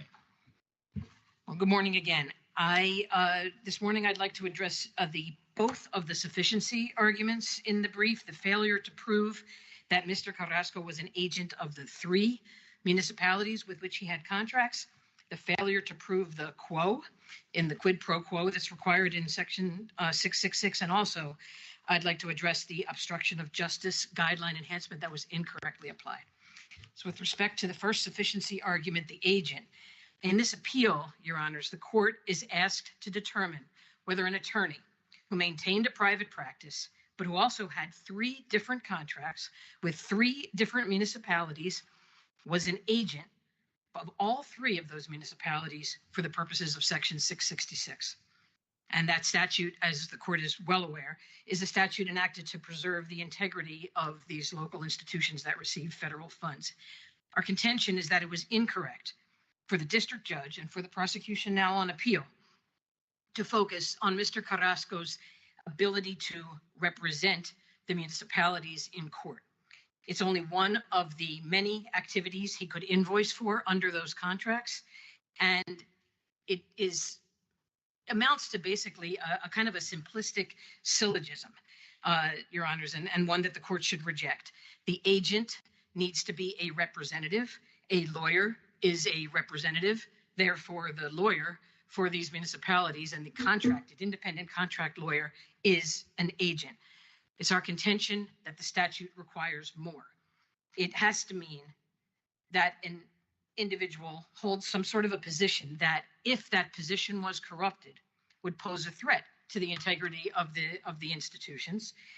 And it has, and more importantly, that position, that agency, that representation has to have a nexus with the corrupt activity. Doesn't that to me seems like it goes more to almost the quo issue than the agent issue, which is, you could imagine, I mean, it seems problematic potentially for us to take the position that a lawyer as such isn't the type of person who is within the ambit of the statute. And I know you're not saying that, but it's hard to see exactly how to draw that line. If he was employed, even if he was a line attorney, I think you wouldn't be making the argument you're making, I take it, would you? Well, he'd be an employee. That would be something that's directly, mentioned under the statute. Right. What is the word in the statute is representative. And so if we put aside one for the moment, the argument about whether a contract lawyer hired to represent the municipalities can constitute an agent. The reason it seems to run into the quo question is the last way you just phrased it, which is, could he be corrupted in some way? Mm-hmm. And the argument you seem to be making is that, unless I'm misunderstanding it, nothing about the role he was performing related to the corrupt acts that he's alleged to have taken. Is that the idea? That's exactly the idea, Your Honor. So I guess I'm just trying to think, is that an agent point or a quo point? I think there's overlap. I agree. And I have struggled with the overlap, and I've tried to, I put it as 2 separate issues, but I believe there's overlap. Yes. And I want to just stress what Your Honor exactly just said. Whatever Mr. Carrasco did under the contracts had nothing to do not with Mr. Mercado's contracts, not only had nothing to do with the corrupt activity. This is, imagine, I mean, just address this point, and I guess I'm looking at it through the quo lens rather than the sufficiency on the agency side. The allegation is, the argument that was made to the jury by the government is, assuming that there was official acts, and assuming you need to show official acts, mm-hmm. And that there was contract steering done by your client in return for the bribe. Contract steering is what you said? Yeah. Yes. Assuming that happened, there's a question. Was he doing that in any way that was related to his role as a representative of the municipalities? And I guess my question is, why isn't that just a jury question? Well, so Your Honor is posing the question exactly correctly from our point of view as well. And the issue is whether there was any evidence to conclude that. So, and the answer is there was no evidence to conclude that. The government does say the money was paid in exchange for offering to help, or just in exchange for contract steering.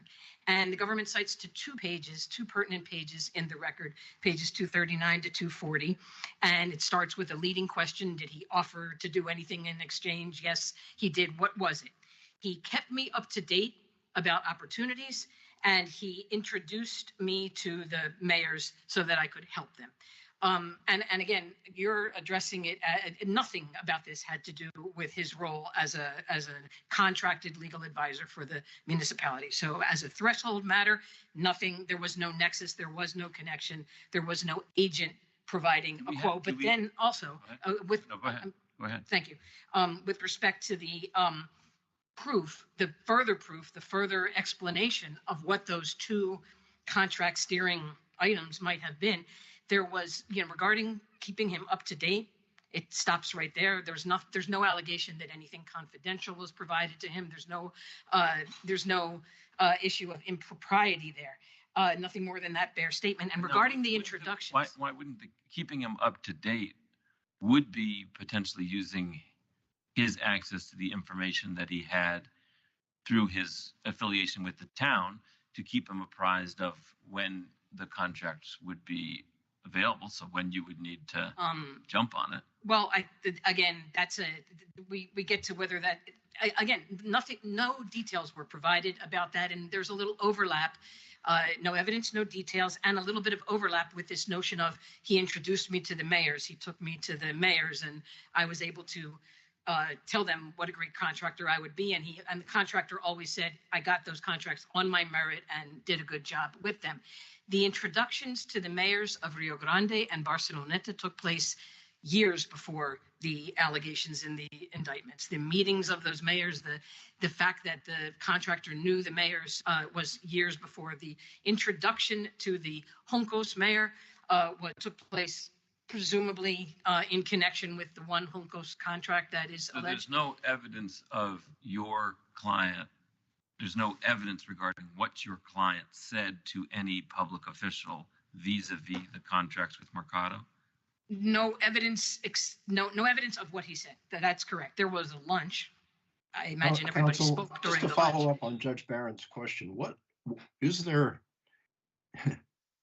evidence here of anything that your client did to, in terms of interactions with, for example, the mayors who were implicated in the scheme? Is there any evidence of any interactions that he had with them in order to enhance the opportunity for Mr. Mercado to get these contracts? There is no evidence of any interactions with the mayors of Rio Grande and Barceloneta. There is testimony from Mercado that they had lunch. The three of them had lunch. The mayor of Juncos, Mercado, and Carrasco had lunch. And was there evidence that the contract was discussed at the lunch? Yes. Well, that's what yes. Well, not the contract. I really want to refer the court to the record.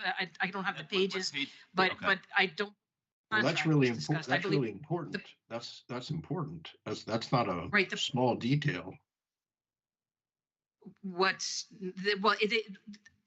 content of the content of the conversation of that lunch is potentially the content. I think all we know about the content of the conversation about that lunch is that the mayor described the problem, the environmental problem that he was having, for which he needed an environmental engineer. That's what I understand was the and the record does the record show who arranged the lunch? I don't think so. I honestly did not read those pages carefully. It's a very self-contained amount of pages, and I don't want to misrepresent what they say. But the record says that the three of them were at the lunch, for sure. And that would be as to one of the counts, not all four of the counts, and it would still we contend be an insignificant quo. I notwithstanding Judge Lopez's understanding that it's important, it's really akin to the kind of activities that the governor of Virginia engaged in, and that were deemed insufficient in the McDonald case. So that's that's not quite right. I mean, we'll give you a chance to respond to it, but I guess I thought, let's have lunch. I'd like to introduce you to the mayor. On McDonald, that's a problem. That's not enough. Let's have lunch. Let's talk about a contract. That's very different. Well, I don't think they were talking about a contract. I think they were talking about a problem. But let's have lunch. I mean, I think it is similar, though, to McDonald. Let's have a reception where we're going to talk about this pharmaceutical product that that I think is going to benefit the citizens of my state, is very similar to let's have, and I'm the governor and I'm endorsing this product by having a big reception for it. I think that is similar to let's have lunch. No. So I can tell the mayor, you can tell the mayor if you can help. The mayor's the one talking to the contractor. Yes. About his needs. Yes. That's quite different if that's arranged by the person being bribed, because that is contract steering, isn't it? There's not a contract. There's a problem. So I he's don't. Meeting with a contractor who happens to be in the business that can solve the problem. You just allowed for some inference and circumstantial evidence. In other words, that's different than I'm introducing a person who's coming with a product. I haven't said I want anything. The government hasn't said what they need or anything. This is a circumstance in which the government. I think there's a circumstance in which the government. Well, counsel. Yes, sorry.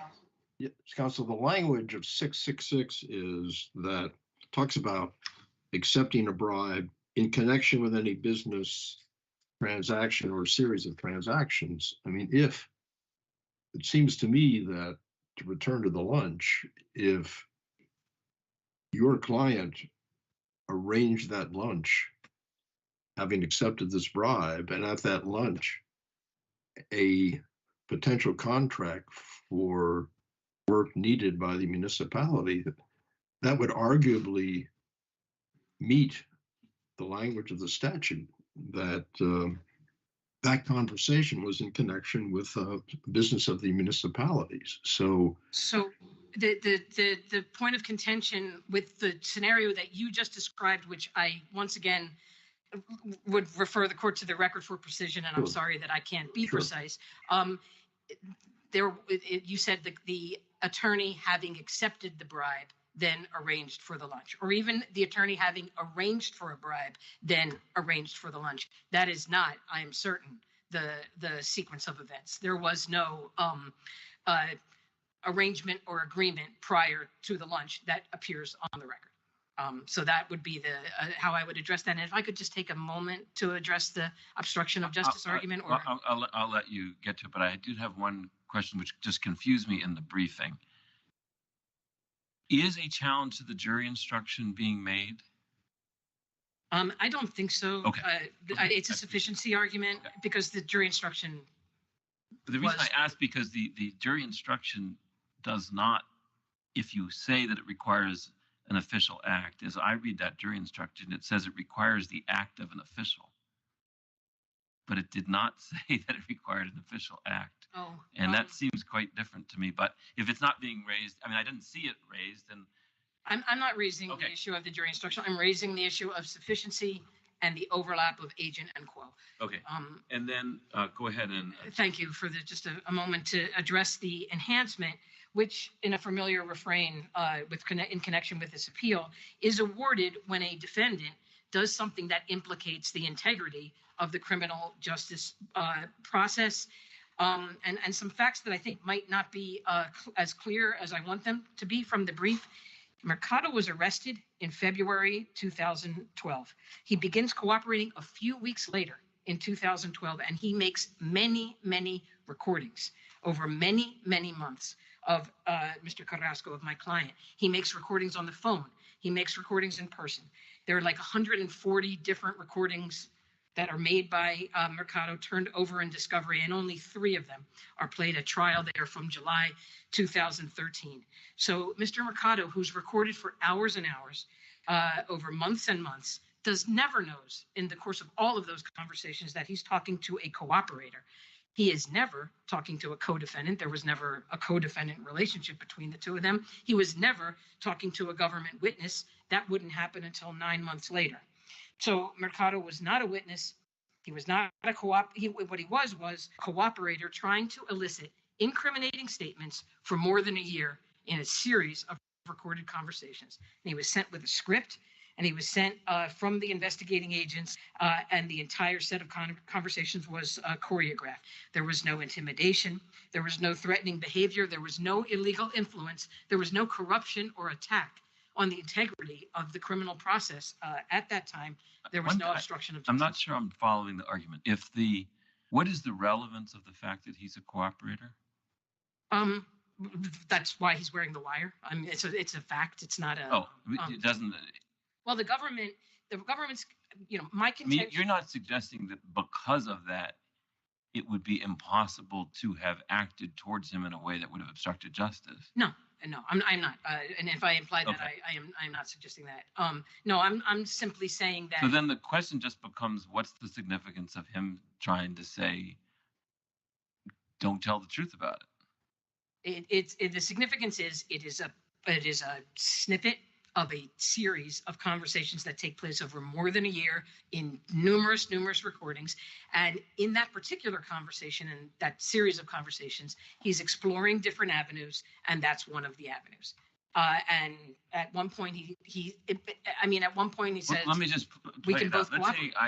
Let's say there is the effort to get him not to tell the truth about it enough to trigger the obstruction of justice enhancement. And if the answer is no, why not?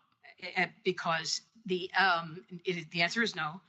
The answer is no because telling a lie to an investigating agent that does not have a material impact on the investigation does not deserve the enhancement.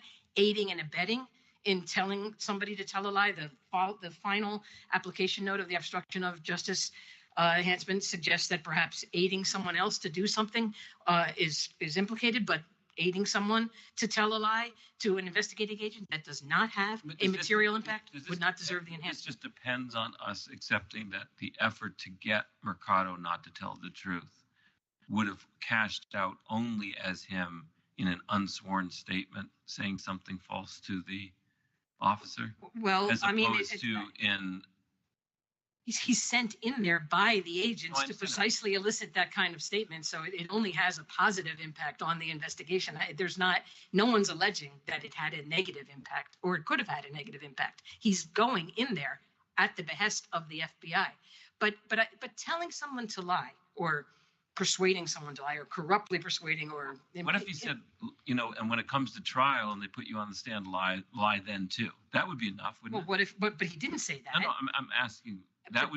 Would that be enough? So when under application of 4A, the words are threatening, intimidating, or illegally influencing. I think that would fall under illegally influence when it comes to trial. Okay, so then I guess the question here to me is, in the exchanges that occurred, you're asking us to assume that in encouraging him to lie, that was going to stop at statements unsworn to a law enforcement officer rather than in the obviously foreseeable proceeding, him also not lying if asked to do it then. Is that right? Take tremendous issue, Your Honor, with the words obviously foreseeable proceeding. Okay. To the contrary, this is 9 months before the grand jury even is impaneled in this case. So, or 9 months before he testifies. I don't want to say when the grand jury was impaneled. So there's a many.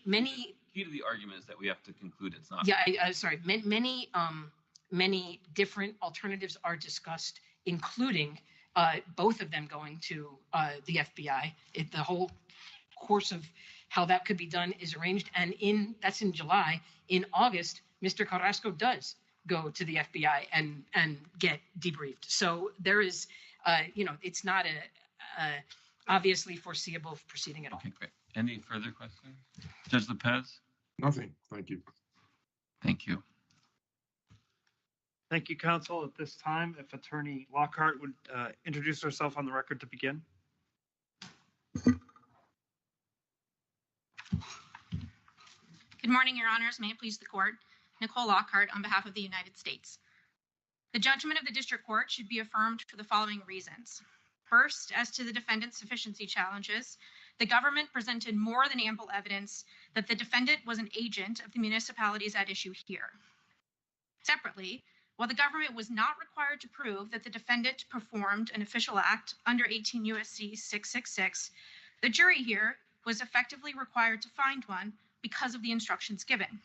Second, the district court did not abuse its discretion in admitting certain contracts and in permitting Did the government take the position below that you're now taking on an appeal that an official act was not required? That's correct, Your Honor. Well, counsel, would you please? It was a excuse me, question. I have the impression that, well, it's more than an impression. It's based upon your brief. That it's your position that once the defendant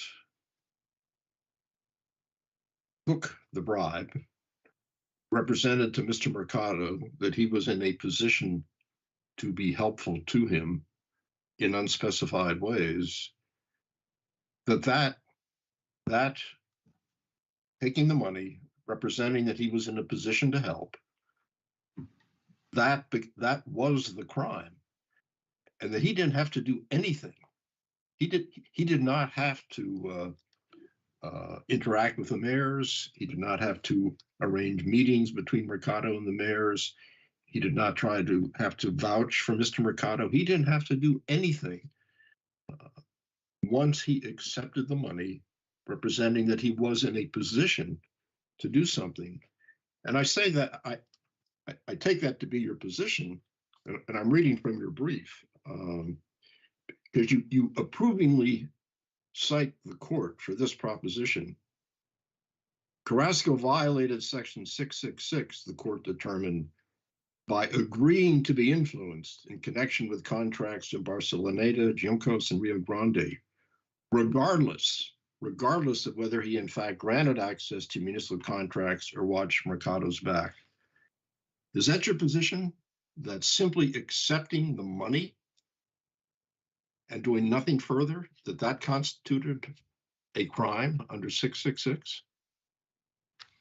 Yes, Your Honor. If I may first answer Judge Barron's question, the trial attorneys below did take the position that an official act, as that term is defined under McDonnell and in connection with Section 201, is not required to be shown or proven under Section 666, and that is consistent with the position that we are taking today. But then we got the jury instruction you concede did require it?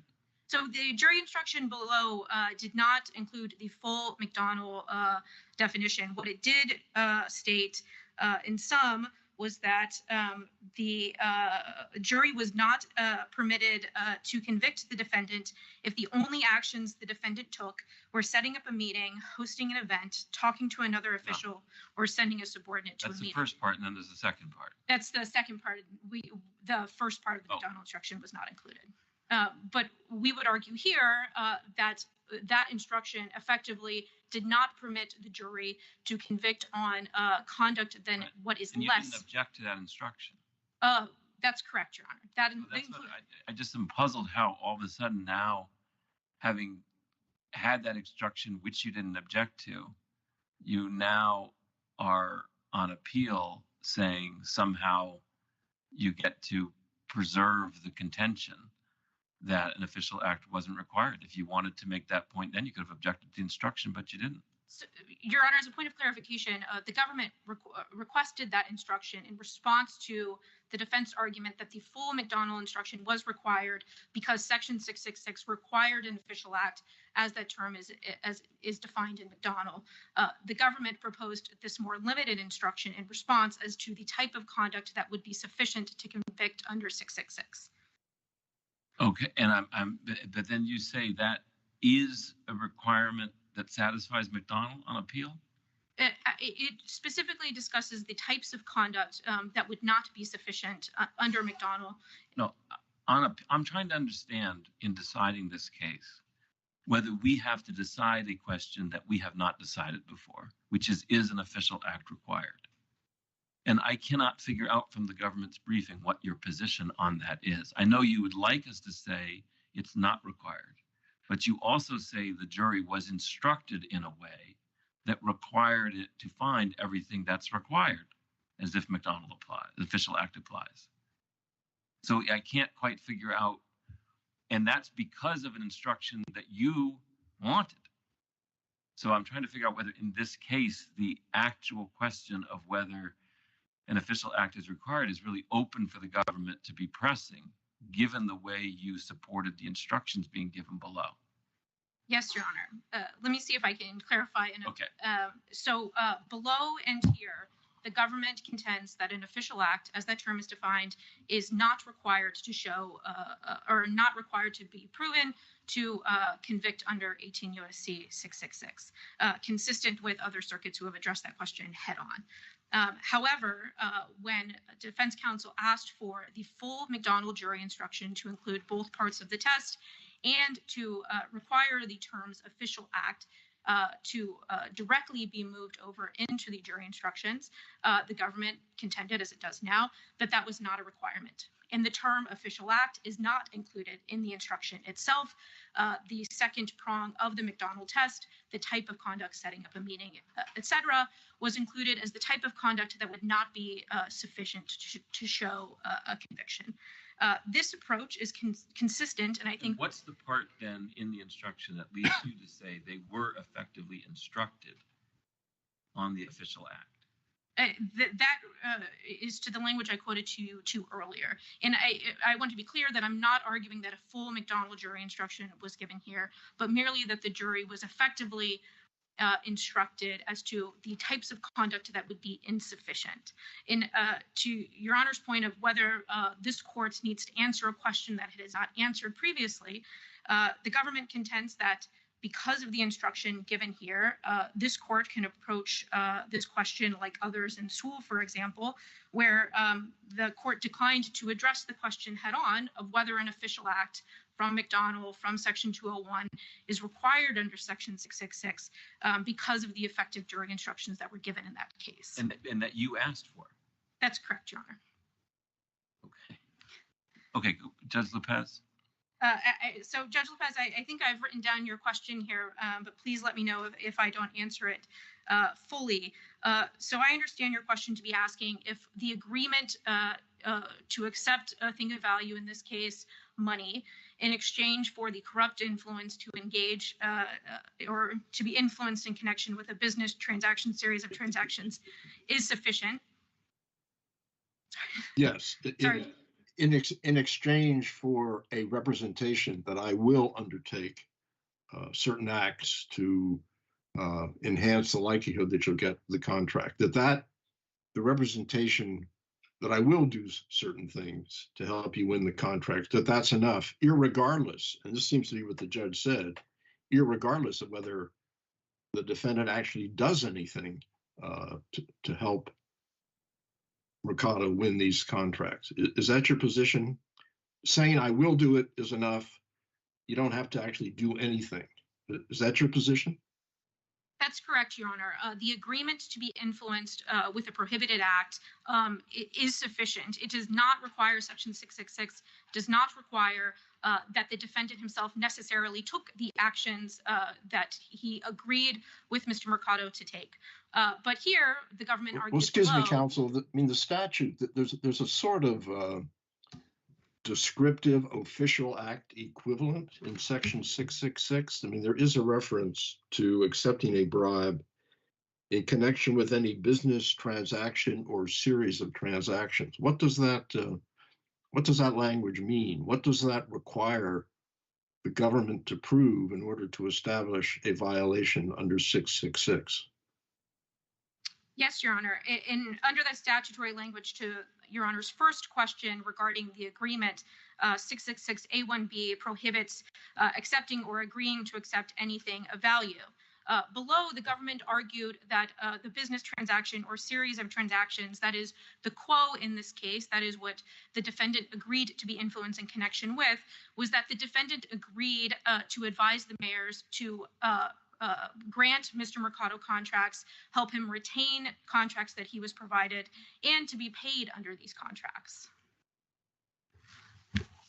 Okay, but again, please be, but the government did not have to prove that he did any such thing, just representing that he would do it, could do it in exchange for the money he got. That's enough. You do not have to prove that he actually did anything to affect a transaction or a series of transactions of any kind. Is that your position? That's correct, Your Honor. Under the statutory language, agreeing to accept a thing of value in exchange for those actions is sufficient to merit a conviction in this case. I think Judge Lopez is asking about the in connection language. You seem to be saying in That's connection correct. with just relates to the agreement, not to an agreement in connection with, meaning and you did it.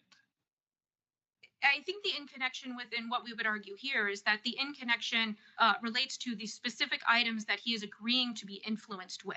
And so here, if he was agreeing to be influenced with merely making a phone call and doing nothing more, depending on the nature of that phone call. But here, what the government's argument is, and what Mr. Mercado testified to, was that the defendant agreed to be influenced with, in connection with the reward of contracts for Mr. Mercado in his role as a contractor for these municipalities. Could you address the lunch and whether there's anything in the record about what happened at that lunch? And that goes only, as I understand it, to one of the counts, and what other evidence there is that would be equivalent to the lunch that would support it as to the other counts. Certainly, Your Honor. The lunch was necessary context as to the nature of the relationship between the defendant and the mayors. Mr. Mercado testified about the lunch. Necessary context? Yes, in terms of the defendant's relationship with the mayors. So you're saying it's not the actual evidence of the count? No, Your Honor. I don't think there is record evidence, and I searched while Your Honors were asking, is that if that was in the record, I don't believe the record. What indicates that as an official, he did anything or agreed to do anything as an official in connection with any contract? So I can point you to Mr. Mercado's testimony, in which the defendant agreed to do those things in his role as a municipal contract attorney to advise the mayors in that respect.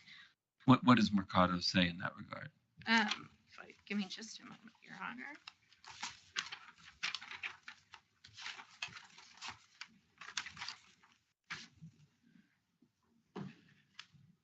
So specifically regarding some of the meetings with the mayors, Mr. Mercado testified about being introduced to the mayors, including Luis Fontanes, the mayor of Barceloneta, who the defendant enjoyed a very personal, familiar, close relationship of many years. That's in the appendix at 214. What does Mercado say about what the nature of the agreement was? So I can point you to a couple quoted language from the appendix, and the record sites are appendix 240 to roughly 242. The defendant would ask Mr. Mercado, how much is in there for me, in reference to the contracts that Mr. Mercado was seeking at these time for the various municipalities. And the defendant referenced any loose change. Mr. Mercado testified that the loose change referred to what are colloquially known as kickbacks, that is money paid out of the contract to Mr. Mercado, that Mr. Mercado then in fact did go on to pay the defendant in this case.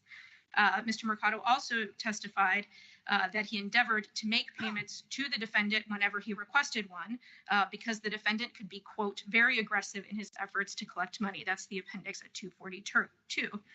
And then specifically, Mr. Mercado testified that he expected the defendant to, quote, watch his back by, quote, providing access and protection, and for Mr. Carrasco to wield his total influence with the mayors in connection with these contracts.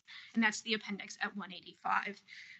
This conversation and ongoing nature of the and that's to you, that's the key evidence that shows that the 666 elements are met.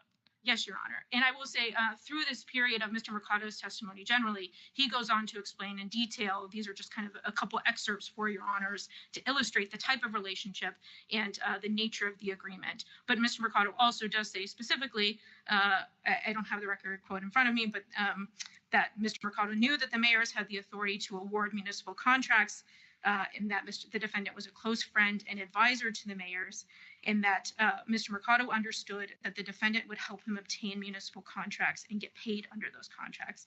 And that's at 183, 180 to 186. In those exchanges, is there anything indicating that Mercado understood that that was the case because Carrasco was a representative of the municipalities? Yes, Your Honor. At one point, Mr. Mercado testified that the defendant was, quote, the attorney for the municipalities. And that's at Appendix 180. And that because of that, the defendant had, quote, total access to and total influence with the municipal mayors. And that's at 185. Okay. I don't know if my colleagues have any. I do. Could you shift your focus to the sentencing enhancements and specifically the involving a public official enhancement? So if we don't agree that Carrasco was a public official in the high level decision-making capacity position, are there cases that apply that enhancement to a person like Carrasco? What's your theory as to why that enhancement applied here?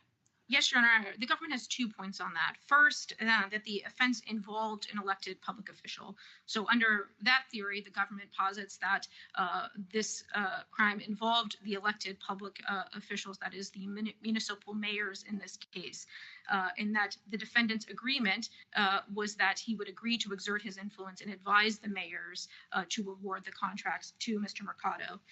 But separately, the government also argues that the defendant himself in the enhancement is proper because the defendant himself was a public official holding a high-level decision-making or sensitive position. And for that, I would point, Your Honor, to both the contractual responsibilities that identified sort of a broad scope of responsibilities that the defendant had with these municipalities, as well as Mr. Mercado's testimony, including what I just discussed with Judge Barron regarding that he was, quote, the attorney for these municipalities. And there is also the other part of this where Mr. Mercado testified that the contracts that he ended up getting from these municipalities was larger than what he had ever received previously. And so that is also evidence that this plan did in fact come to fruition because Mr. Mercado was rewarded with these contracts. Just briefly, could you address your opposing counsel's argument about the obstruction of justice enhancement not applying because it was at most asking Mercado to make a false statement unsworn to law enforcement? Yes, Your Honor. My friend on the other side points to application note 4G, which discusses the statements to law enforcement. The government instead points to note 4A, one of the application notes, which notes that the enhancement encompasses, for example, attempting to unlawfully influence a co-defendant or a witness. In some context is helpful here from the recordings to show that the defendant knew that Mr. Mercado was a potential witness and his potential co-defendant in this case, separate and apart from the statement that specifically... Is the word potential there significant? We would argue no, Your Honor. Is there case law saying that a potential witness is a witness for purposes of that application? Yes, Your Honor. I would point you to Gershman out of the Second Circuit, that's 31 F. 3rd 80, which states in relevant parts that the defendant's intent to deter cooperation with the government is sufficient to trigger the enhancement, which applies where the targeted co-defendant or witness is still only a potential co-defendant or witness. And then in the language of the obstruction enhancement itself, it specifically notes that includes the attempt to obstruct or impede the administration of justice with respect to the investigation. It does not require that the witness is a trial witness or that is a charged co-defendant in this case. Anything further? Just very, very quickly, there's a sentencing disparity argument. We do not have time to get into that. I just want to be sure I understand factually, what was the nature of the sentence that Mr. Mercado received here? He received a 120-month sentence, Your Honor. And the effective... Mr. Mercado? Sorry, Mr. Mercado? I'm sorry. Mr. Sorry, Mercado is my defendant. question. Mr. Mercado received a deferred prosecution agreement, Your Honor. A deferred, what does that mean? It means that he was not charged in this matter. He entered into an agreement to cooperate for a duration of time, and if he complied with the terms of that agreement, then he would not be charged in connection with this matter. Okay, thank you. Thank you. Nothing further. Thank you, Your Honors. Thank you, counsel. At this time, Attorney Brill, please reintroduce yourself on the record. You have a 2-minute rebuttal. Thank you. I'm Rachel Brill, representing Alejandro Carrasco. To the 3 points that were addressed during the appellee's argument. In this case, on this record, there needs to be a quo, and under the statute and under the jury instructions, setting up a meeting would not be enough. Judge Lopez spoke to how Mr. Carrasco, and I wrote down, represented to Mr. Mercado that he'd be in a position to help. There's no evidence that he represented to Mr. Mercado he'd be in a position to help, or that Mr. Carrasco agreed to be influenced. There's no evidence presented that he agreed to be influenced. There's evidence presented, and the government cited to the different moments when he asked for money, but he did not ask for money in exchange of anything, and that is our contention, that there's no proof of what the exchange was and whether that exchange would rise to the level of the quo that's required under the statute. Yes, here's the gist of, I don't want you to not have a chance to respond to this, but in the colloquy that's the government's pointing me to in the, not the colloquy, but the examination in the appendix, did defendant ask for payment in exchange for that help? Yes. He would ask you, how did he ask you? Same methodology. How much is it in there for me? In the case of Barcelona, he wanted some specific amounts. Then it goes on to describe him asking for it in connection with contracts. So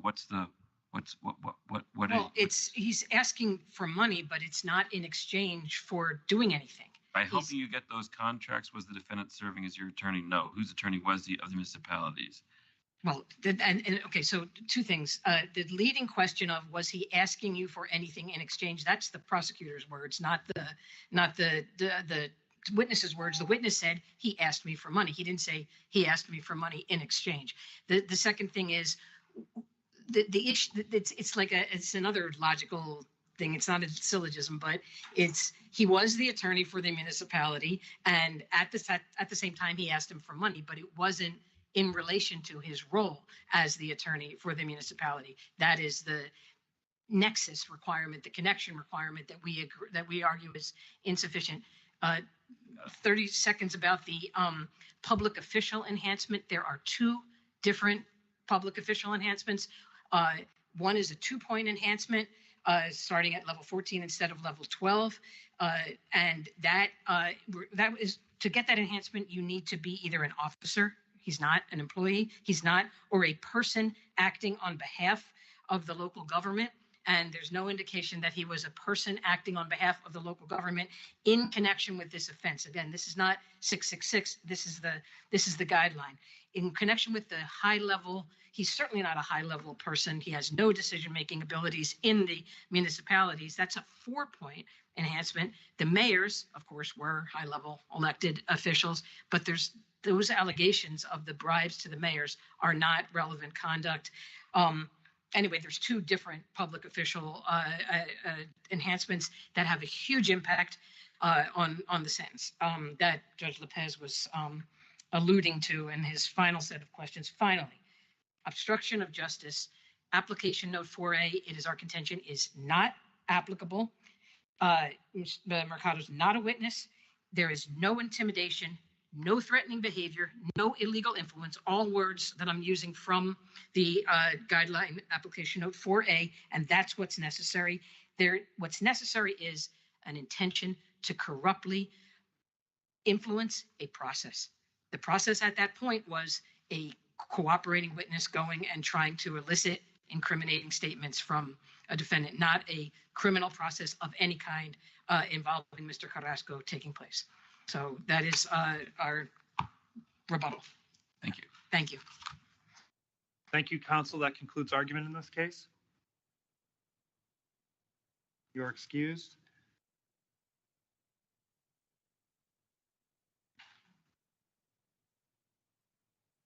And Judge, if you're ready, I'll go ahead and call the next case. Please do. The next case is number 21-1521, Elvin Jose Torres-Estrada versus Carlos Cases et al. At this time, if Attorney Curtis could introduce herself on the record to begin. Just hold on one second. Let Ms. Grove.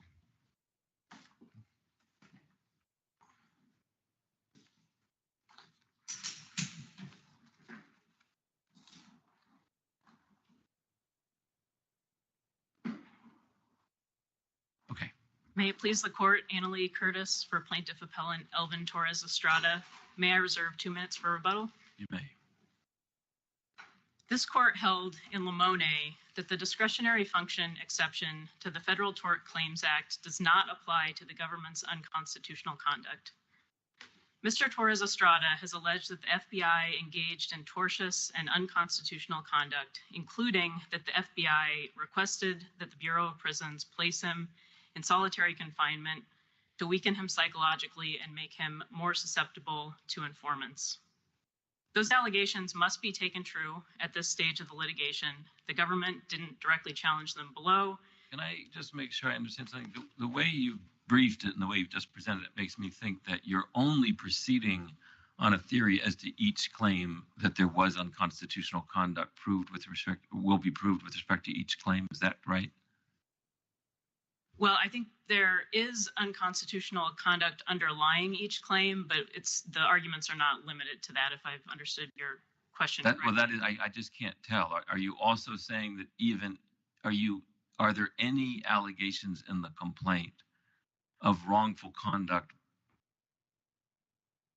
And the reason it's wrongful is apart from it being unconstitutional. The significance of that, I think it should be evident to you because it may affect what we have to decide in the case.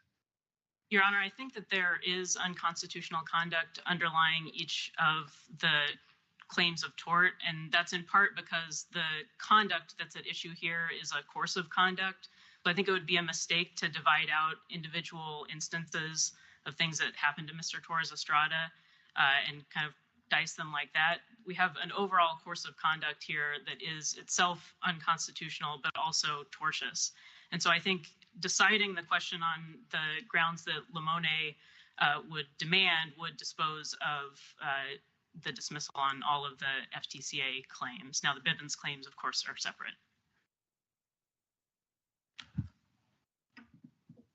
Let me ask you just a slightly different way. If we thought Limone and other cases indicated that there was some requirement of clarity with respect to a constitutional claim, is there any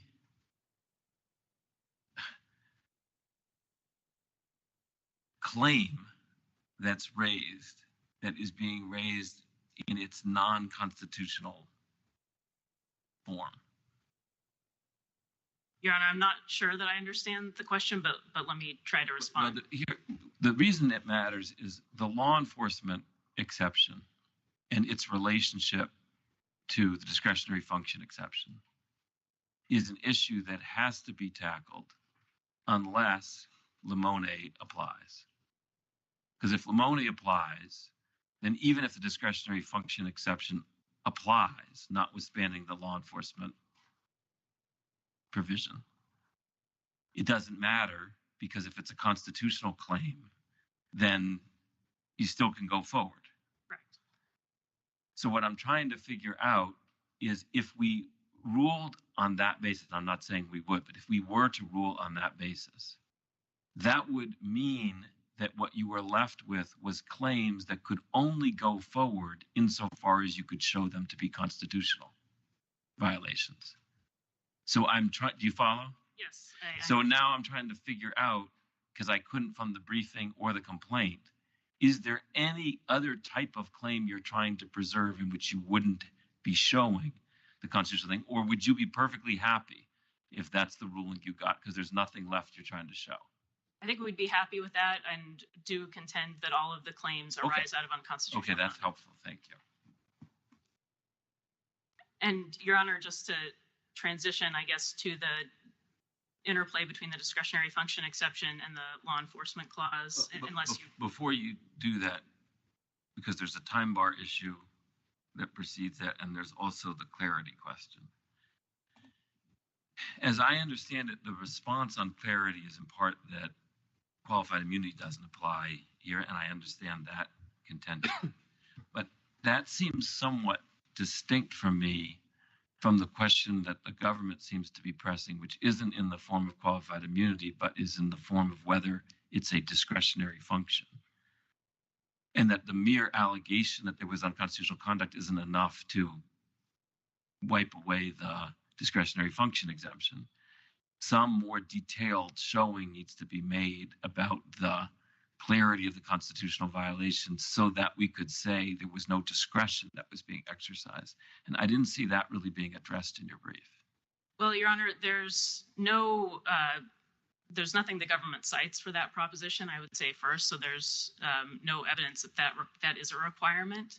And the DC Circuit rejected that position. Well, they rejected it with respect to the qualified immunity variant of it, as I understand it. But if the alleged constitutional violation is articulated in some way that's relatively general, how could we say that it would be clear that there was no discretion being exercised just because you invoked the Constitution? I mean, after all, there's no discretion to commit torts either. So I don't really understand the point. Right. So, Your Honor, the Limone, first of all, does not require a clear constitutional violation. There just happened to be a clear constitutional violation. So it doesn't say you don't need one. Well, yeah, I think there's no clear ruling either way. However, I would say that there are clear violations pled here. There's no indication that, there was any problem with them below. And I could point you to a few theories of what the constitutional violations would be based on the facts that have been pled, if that would be helpful. But, the district court could have and did not decide that there were pleading problems with the constitutional claims. And so I don't know of any authority for the proposition that there's, you have to plead with particularity or there's a higher pleading standard when you have unconstitutional conduct that underlies a tort claim. And so I'm not aware of any authority for that proposition, and I can point you to some cases on the constitutional. One last point on this, and then I do want you to just the time bar. But before we get to the time bar, if either of my colleagues want to address any of these issues, because there's so many different interwoven questions here. And I don't mean this to sound other than just as an honest question. What is the claim? Are there many claims? Is there a single claim? I'm having trouble figuring out. There's a lot of constitutional provisions pled. There's this course of conduct idea. There's a continuing violation. I'm having trouble grasping what is the claim. So the claim, Your Honor, of course, there are 6 different counts, but the claim that I think is at the heart of this case is that So there's 6 counts and each count is a different claim? Well, maybe I don't know what you mean by claim then. I mean, there are 6 different I mean, when I try to figure out whether something's time barred, usually I look at a claim and I try to figure out, is that claim time barred? So how many am I looking at here? 1, 6? Well, I think it's 6 different counts if I can continue. Yeah. There are 6 different counts based on a single course of conduct. That course of conduct includes activity that feeds into all of the But is different each claim claims. itself a course of conduct? Because that will matter for the time bar analysis. I think not. It's not. So the course of conduct gives rise to each of the claims. For example, negligence, assault, battery, false imprisonment. But that doesn't make sense to me, honestly, because in a course of conduct, if a claim happens that's a discrete claim as part of the course of conduct, then that's just a claim and you apply time bar analysis to that claim. If you're making a pattern and practice type of claim, that's a single claim, which I guess the idea would be there's no claim until all of it occurred, then we look at the last date. but I just can't tell what's being asked of us and how to do the time bar analysis. You see what I'm saying? Yes, I understand. So I would focus you on the false imprisonment claim because I think that most directly maps onto the course of conduct that's being alleged here. And basically what we have is a situation where the FBI thinks that Mr. Torres-Estrada apparently was involved in the murder of a correctional officer and has used their authority over his body while he's incarcerated for a different crime to try to weaken his resolve in order to make him more susceptible to their investigative tactics.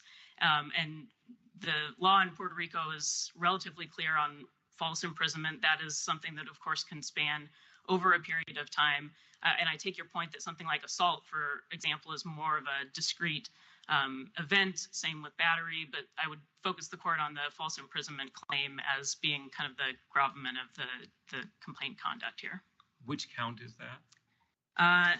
That's just one of the counts, though, right? Yeah, it's either 5 or 6. I don't remember exactly which. And so are you making any argument that all of the counts are also subject to a continuing violation theory?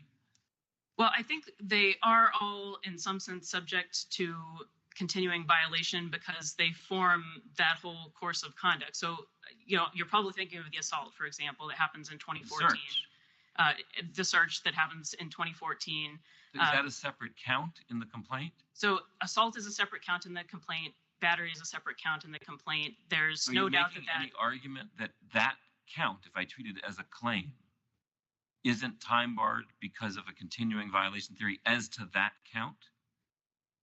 No, Your Honor. However, I would note that we have also asked in the alternative for leave to amend because there were other assaults and batteries that took place. So the only real count that we should focus on for the continuing violation is the false imprisonment one? At least with respect to, what's already been pled. And I would just say that we've asked in the alternative for leave to amend because there have been other things that have happened. And so, there are other discrete instances. That's the only one. Well, there's also negligence, which happens over a course of time. I think that's count 2. So the negligence and false imprisonment counts undoubtedly spread over a period of time. Assault and battery are a little bit more discrete, but they form part of the overall course of conduct that Mr. Torres-Estrada has been subjected to in the course of his incarceration. And that's true of the search, too. Yes. So I'll turn to the interplay between the discretionary function exception and the law enforcement clause, if you'll permit me. I'm out of time, but so the discretionary function exception doesn't apply, we argue, because the law enforcement clause waives sovereign immunity without respect to any of the other exceptions. Only because you're over. I mean, your briefing is pretty well developed, but do you have any questions about it? Judge Montecalvo, Judge Lopez, do you? Nothing further. Thank you. Thank you, counsel. At this time, would Attorney Sinsdak please introduce himself on the record to begin? Thank you. May it please the court, Jerry Sinsdak, appearing on behalf of the United States. Your Honors, I know there are a lot of issues here. I'm happy to address any of them, but I think one thing that's kind of important to start with is just, as this court has noted with respect to the discretionary function exception, is what is the conduct at issue that's being complained about. And I think plaintiff has made clear on appeal now that his focus is on the FBI, and it's specifically on the FBI's decision to inform BOP that he was a suspect in the murder of Lieutenant Alvarado. And I think once you focus on that, and with respect to the constitutional issue and the discretionary function issue, I think it's pretty clear that there simply isn't an easiest way to resolve the constitutional issue is just to hold, like the Fifth Circuit in the Campos case, that there just aren't plausible allegations of a constitutional violation here. Should we figure that out here since the district court didn't get into any of that and just deal with the time bar issue? If the time bar issue was handled wrongly, just send it back? Well, because even on the futility argument, that wasn't based on the theory you're now pressing, right? In denying leave to amend. Well, I mean, the theory we're pressing is that the discretionary function exception covers all of the conduct alleged here with respect to the FBI. Yeah, but they have a fallback argument that even if you're right about that, it doesn't matter because Limone applies here. Then you say, no, it doesn't. And the ins and outs of that, the district courts hasn't weighed in on at all. Well, I mean, in part because I don't know that that issue was squarely presented to the district court, but I take And your that's honest point. all the more reason for, if there is a waiver or something like that, district court can figure that out. You guys can have a good time with it, but. Well, Your Honor, for our I guess, purposes. yeah, I understand Your Honor's point. I mean, I would say we did raise in the district court that these allegations I'm are not saying, not plausible. and then you make that point to them. I'm just saying there's a complexity to that set of questions, which the district court has not weighed in on. Your Honor, I agree it is a complex question. I think in this case, given the fact that we pointed out on appeal that these allegations aren't sufficient to make out a constitutional violation, plaintiff hasn't come back and identified any authority for the idea that if the FBI informs a BOP that someone in their custody is a suspect, that can rise to the level of a constitutional violation. And the allegations themselves are just conclusory allegations. So I think this court could adopt the view that it doesn't have to reach the level of constitutional violation because it simply doesn't meet the threshold for a constitutional. But just with respect to the ground actually relied on by the district court. Yes. So the district court concluded that decisions by, and he's disavowed decisions by the BOP as being a basis for his claim, but the decisions of the FBI to investigate what investigative techniques to use, whether to use confidential informants or whether to inform the BOP, the district court concluded that those are discretionary, and plaintiff hasn't alleged that there's any policy. But he did not engage with the Lamone point in doing so. He did not. He Okay. did not. So if we thought, look, that hasn't been addressed, typically we take things that are addressed.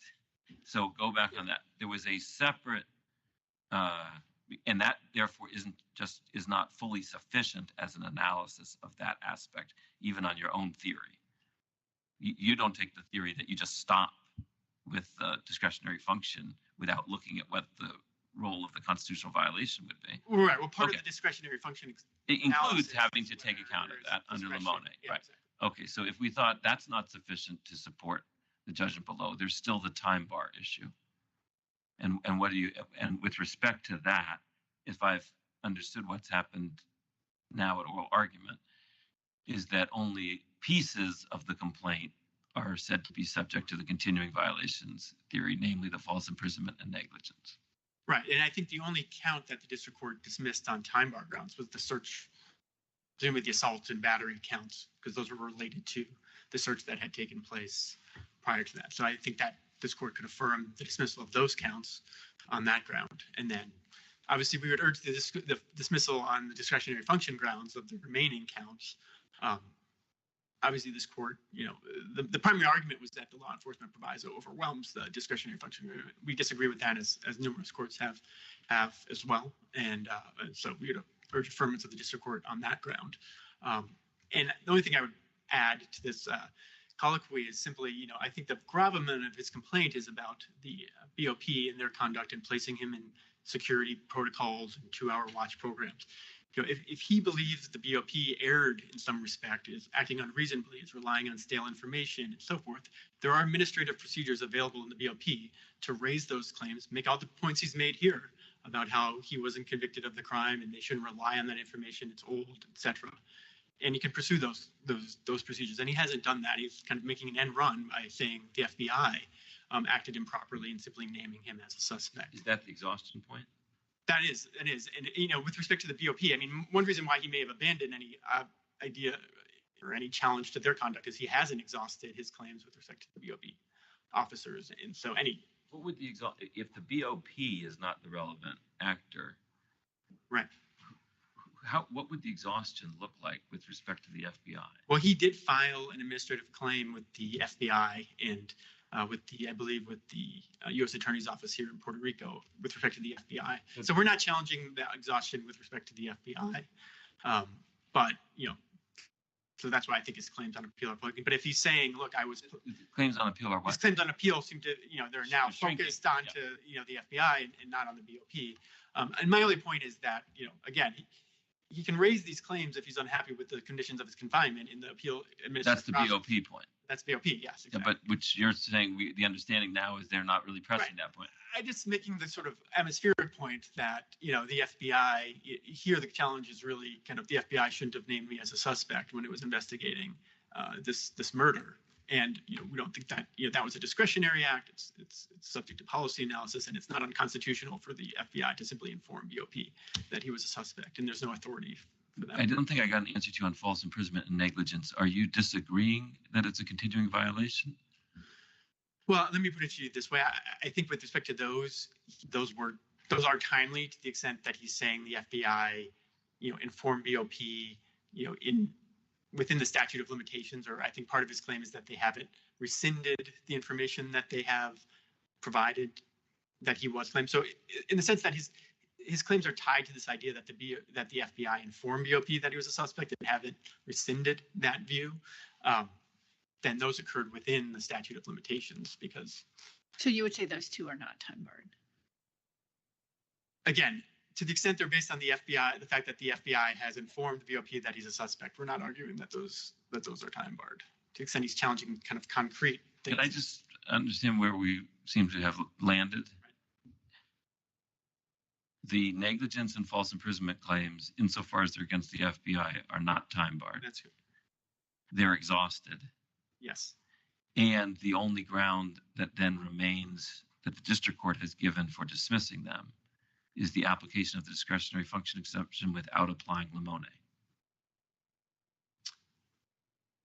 I'm just making sure that was I think that's right, Your Honor. I'm just trying to think if there were any grounds. And so even the government's not taking the position that that ground for dismissal is permissible. You just are asking us to affirm it on different grounds than the one given. Well, the ground given by the district court was that the discretionary function exception applied. So Right. we are arguing that you should affirm on that ground. We're not saying. No, you're not. You're saying that we should after you apply limone, which the district court has not done. I mean, you could say the district court didn't go as far as it should have in its analysis.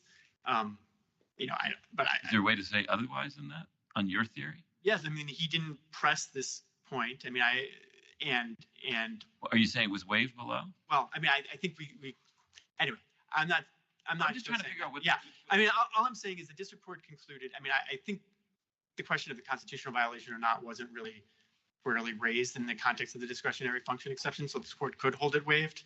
I think, or this court could just adjust it directly and hold that here. Like I said, there was not even, we did certainly make the point that there was not a clear constitutional violation or any plausible constitutional violation here. The court could hold that and then agree with the district court's analysis on the discretionary function exception otherwise and remand. So that is the approach. So we are asking for affirmance on the discretionary function ground. If you think the district court's analysis was deficient, obviously you could rule on that. Judge Lopez? Nothing. Thank you, Your Honors. Oh, I'm sorry. I did have one point on the discretionary function and the law enforcement override. Right. I understand the textual argument. There's one part of the legislative history that, if I am reading it right, seems squarely inconsistent as a description of what the carve out for law enforcement did with what you're asking us to do. It's a pretty bald statement. And I think it's the Senate report, which just says that the sovereign immunity won't be available on those claims as a defense. Mm-hmm. And that seems just hard to square with what I understand all the other ways in which you get there, but it does concern me that this was not like a casual amendment to the FTCA. So obviously, Your Honors, you know that there's no reason to get to the legislative history because the text and structure of the statute and where it's placed and so forth are all, and as the Supreme Court said in Millbrook, that's where the analysis should end. I think actually in terms of the legislative history, I think it's a little less clear than Your Honors suggesting. I think what was clear was, for example, the Senate was worried about, for example, the conduct that happened in Bivens. The Bivens case itself actually acknowledges and remands for the question of whether the officers were entitled to immunity. So I think, as the Supreme Court pointed out in Carlson, the legislative history shows it viewed the law enforcement proviso as being kind of analogous to the Bivens situation and complementary. And so where officers wouldn't be liable under Bivens, the U.S. shouldn't be liable under the law enforcement proviso. And so I think in discretionary function exception, of course, incorporates official immunities. That was sort of the purpose behind it, the same sort of animating immunities. And so I think reading the legislative history, sort of more in context, it was really trying to draw the analogy to Bivens and to those types of actions. Thank you.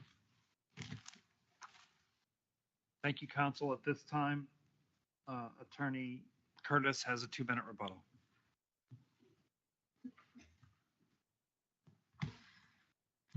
Just a few quick points.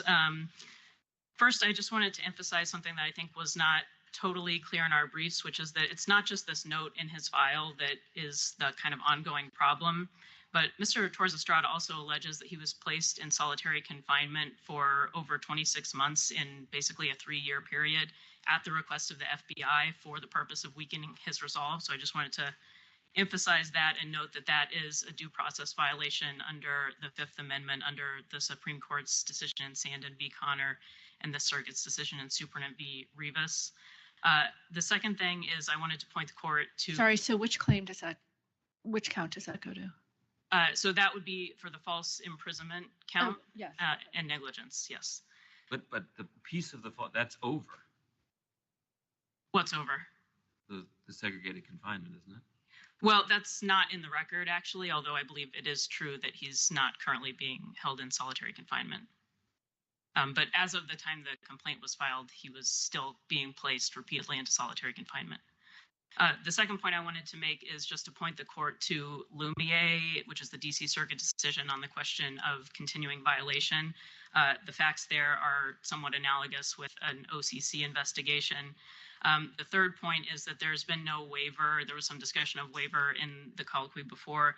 If you look at Appendix 360, there is a statement by Mr. Torres-Estrada in opposition to the motion to dismiss that the discretionary function exception does not apply to obvious violations of law and crimes. It doesn't mention Limone specifically, but goes into detail about the unconstitutional conduct that the government has engaged in. And then the final point is just to emphasize that we do think remand is the appropriate outcome here. Fact discovery is required to really sort through the issues in this case. And on the assault and battery counts, we would just ask that if the court is not going to vacate the decision on those counts, that leave to amend be included in the decision.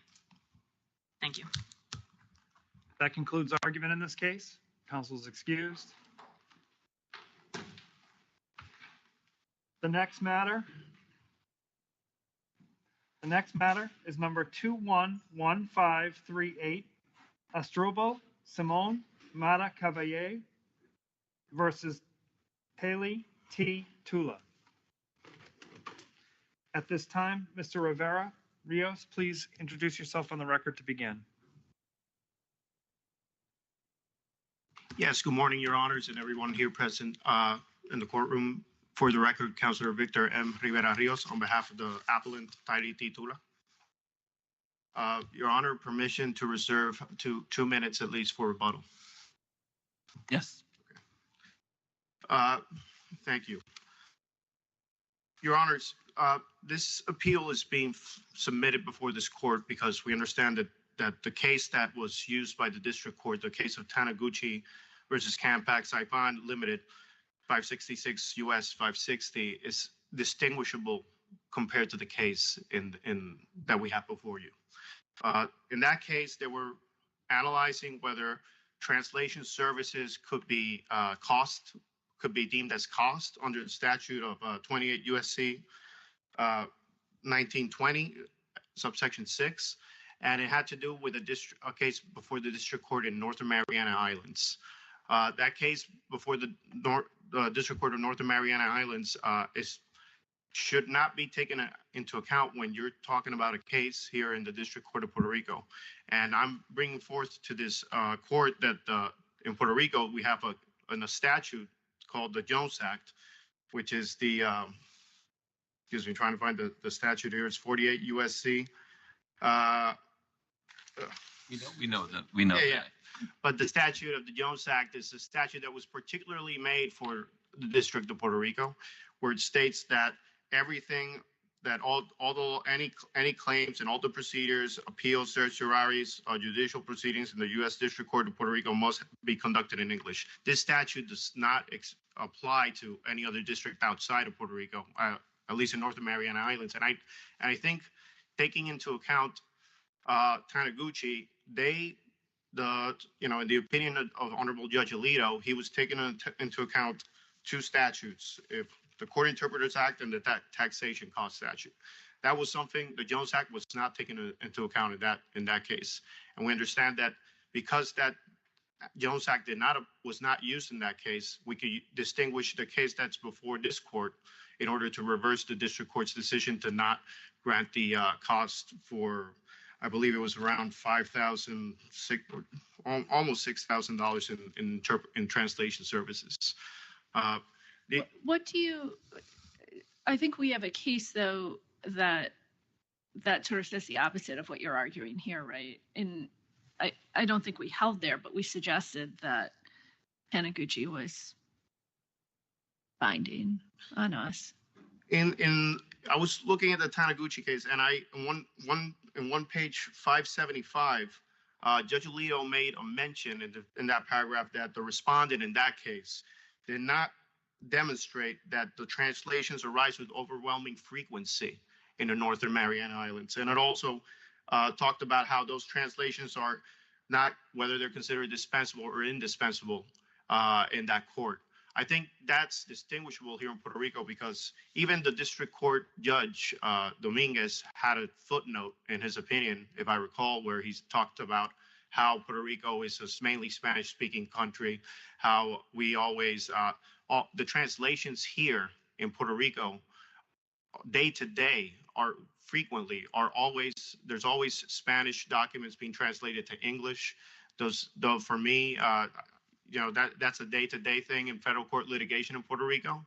And because of that reason, we understand that these translation services should be deemed as costs and that the court should reverse that decision of the district court and order Counsel, would you please, you've mentioned that footnote too. I want to be, what is your understanding? It's cited, not really explained. What is your understanding of the significance of that footnote? Is it an argument that because here in Puerto Rico, in order to participate in the federal court, translation services will always be required because of that English language requirement, that as a matter of basic fairness, any participant in the federal court proceedings who is a condition of participation has to get translation services, they should be able to recover those as costs. Is that sort of the idea? Yeah, I mean, we can take this footnote that Judge Dominguez, I think it's number 2, as you said, takes into account the historical context of the District of Puerto Rico. But what we need to take that footnote with the page 575 of the case of Taniguchi. In page 575, Judge Alito said that respondent in Taniguchi did not demonstrate that there's overwhelming frequency of translations, that he didn't demonstrate that it was dispensable or indispensable.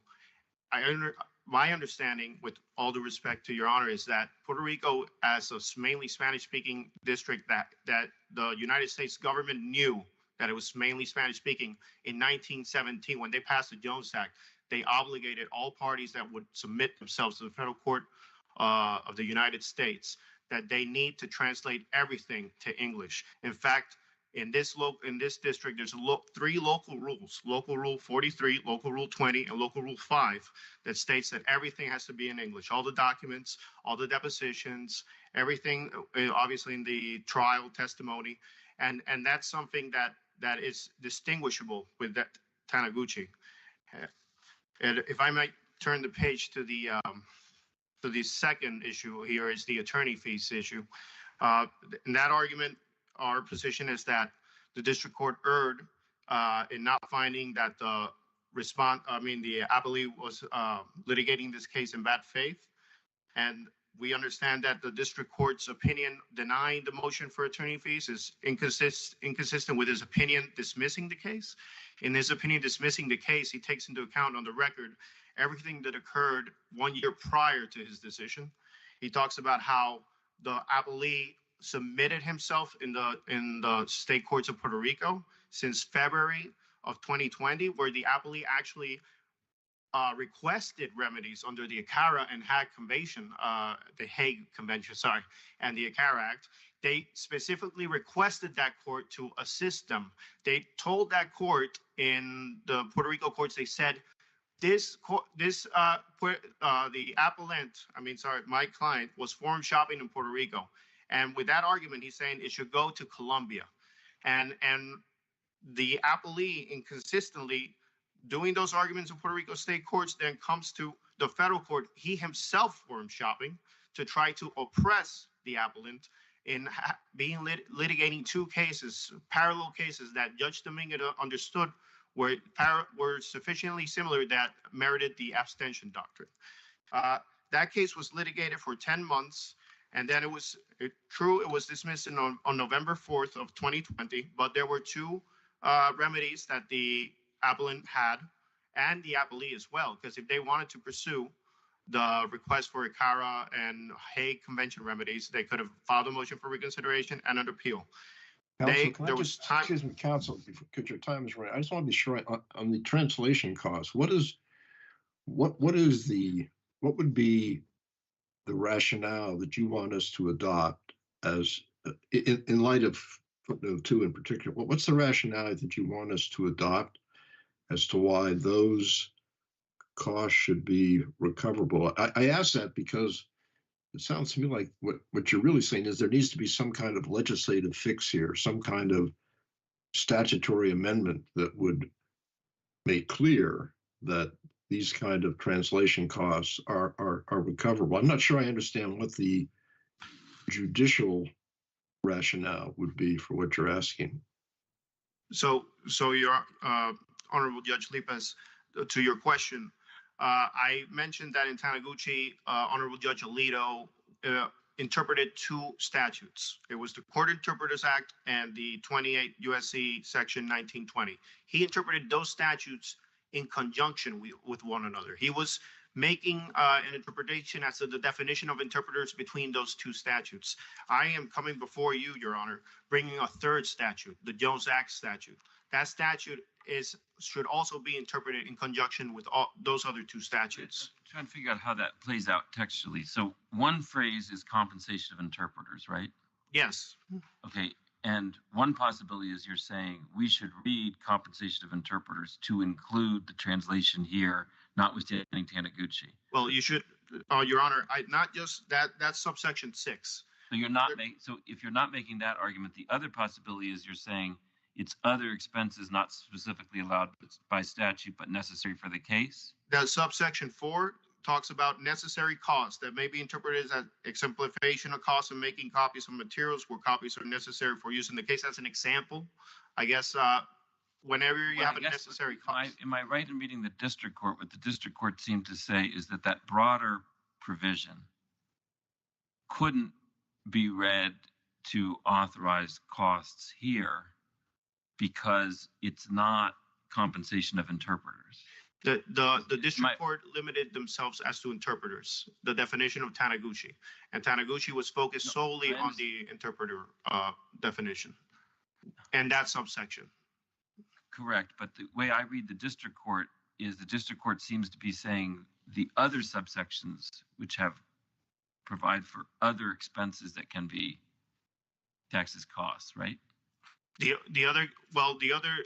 understood that the district court limited themselves to the interpreter definition as they said. Although the taxation of cost guidelines provide that other expenses not specifically allowed by statute but necessary for the case may be taxed as costs only with prior authorization granted by the court is prevented from exercising its discretion based on the Supreme Court's determination that the compensation of interpreters that may be awarded under the federal taxation of cost statute is limited to the cost of oral translation. This does not include the cost of document translation. So my understanding, this is, respectfully to Judge Dominguez, he limited himself automatically based on the Taniguchi opinion.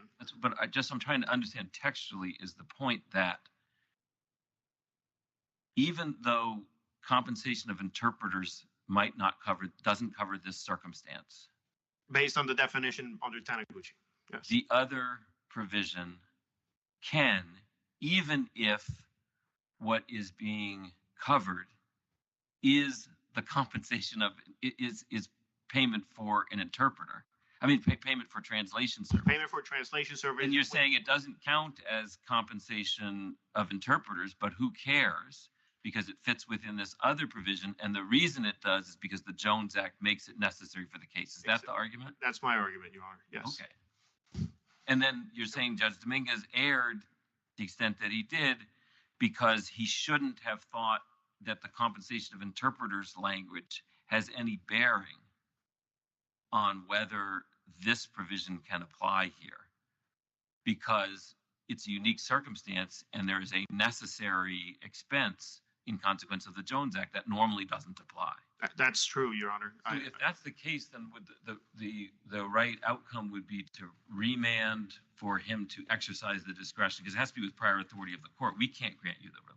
If that is a remedy, then we will request that remedy to be remanded and then to him evaluate it under that additional circumstance. Yes. Should I? Well, I'm done with my permission to withdraw. Excuse me.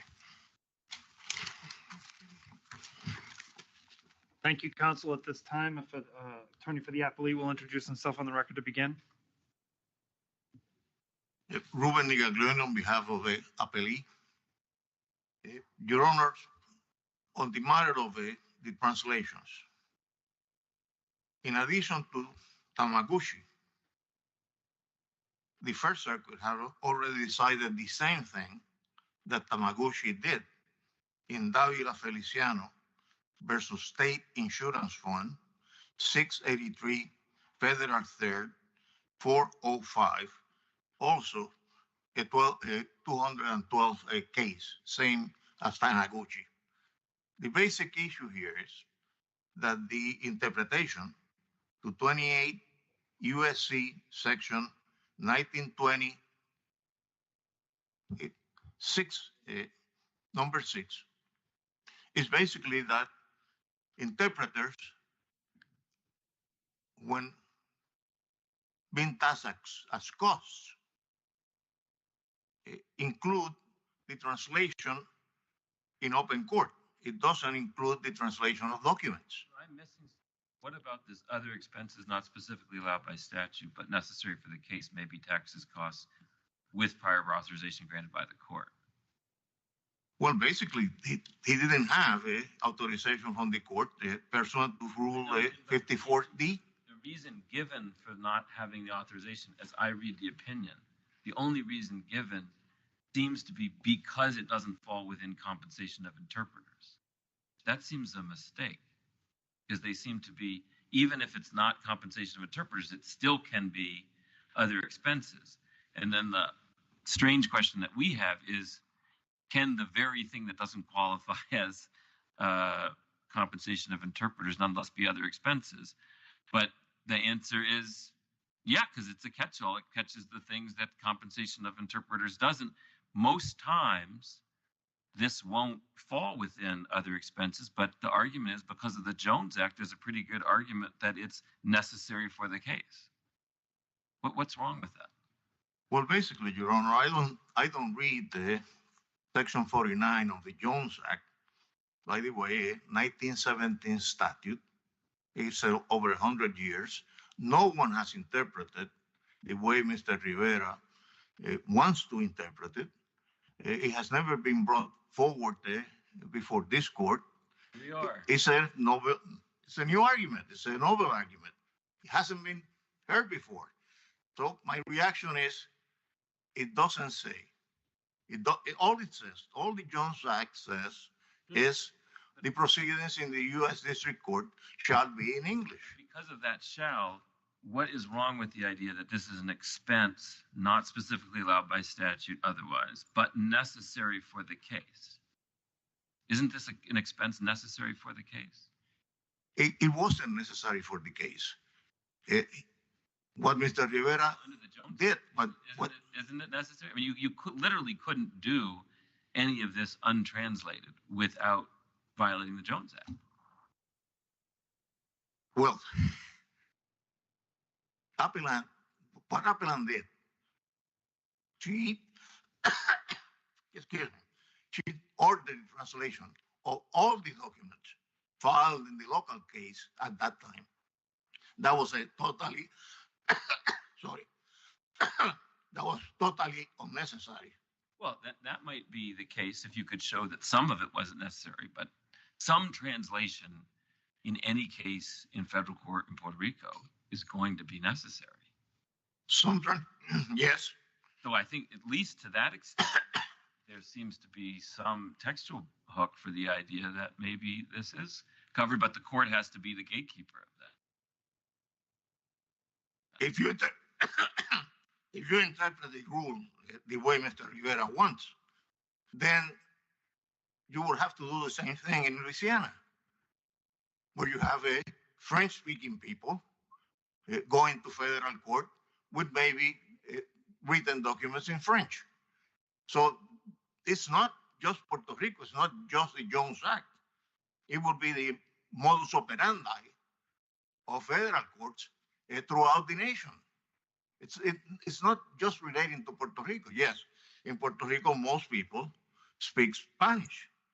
And many documents are brought to federal court and has to be translated because it has to be in English. But that doesn't mean that because that is happening in Puerto Rico, where the Jones Act applies, it's not happening anywhere else in the nation, where the Jones Act does not apply.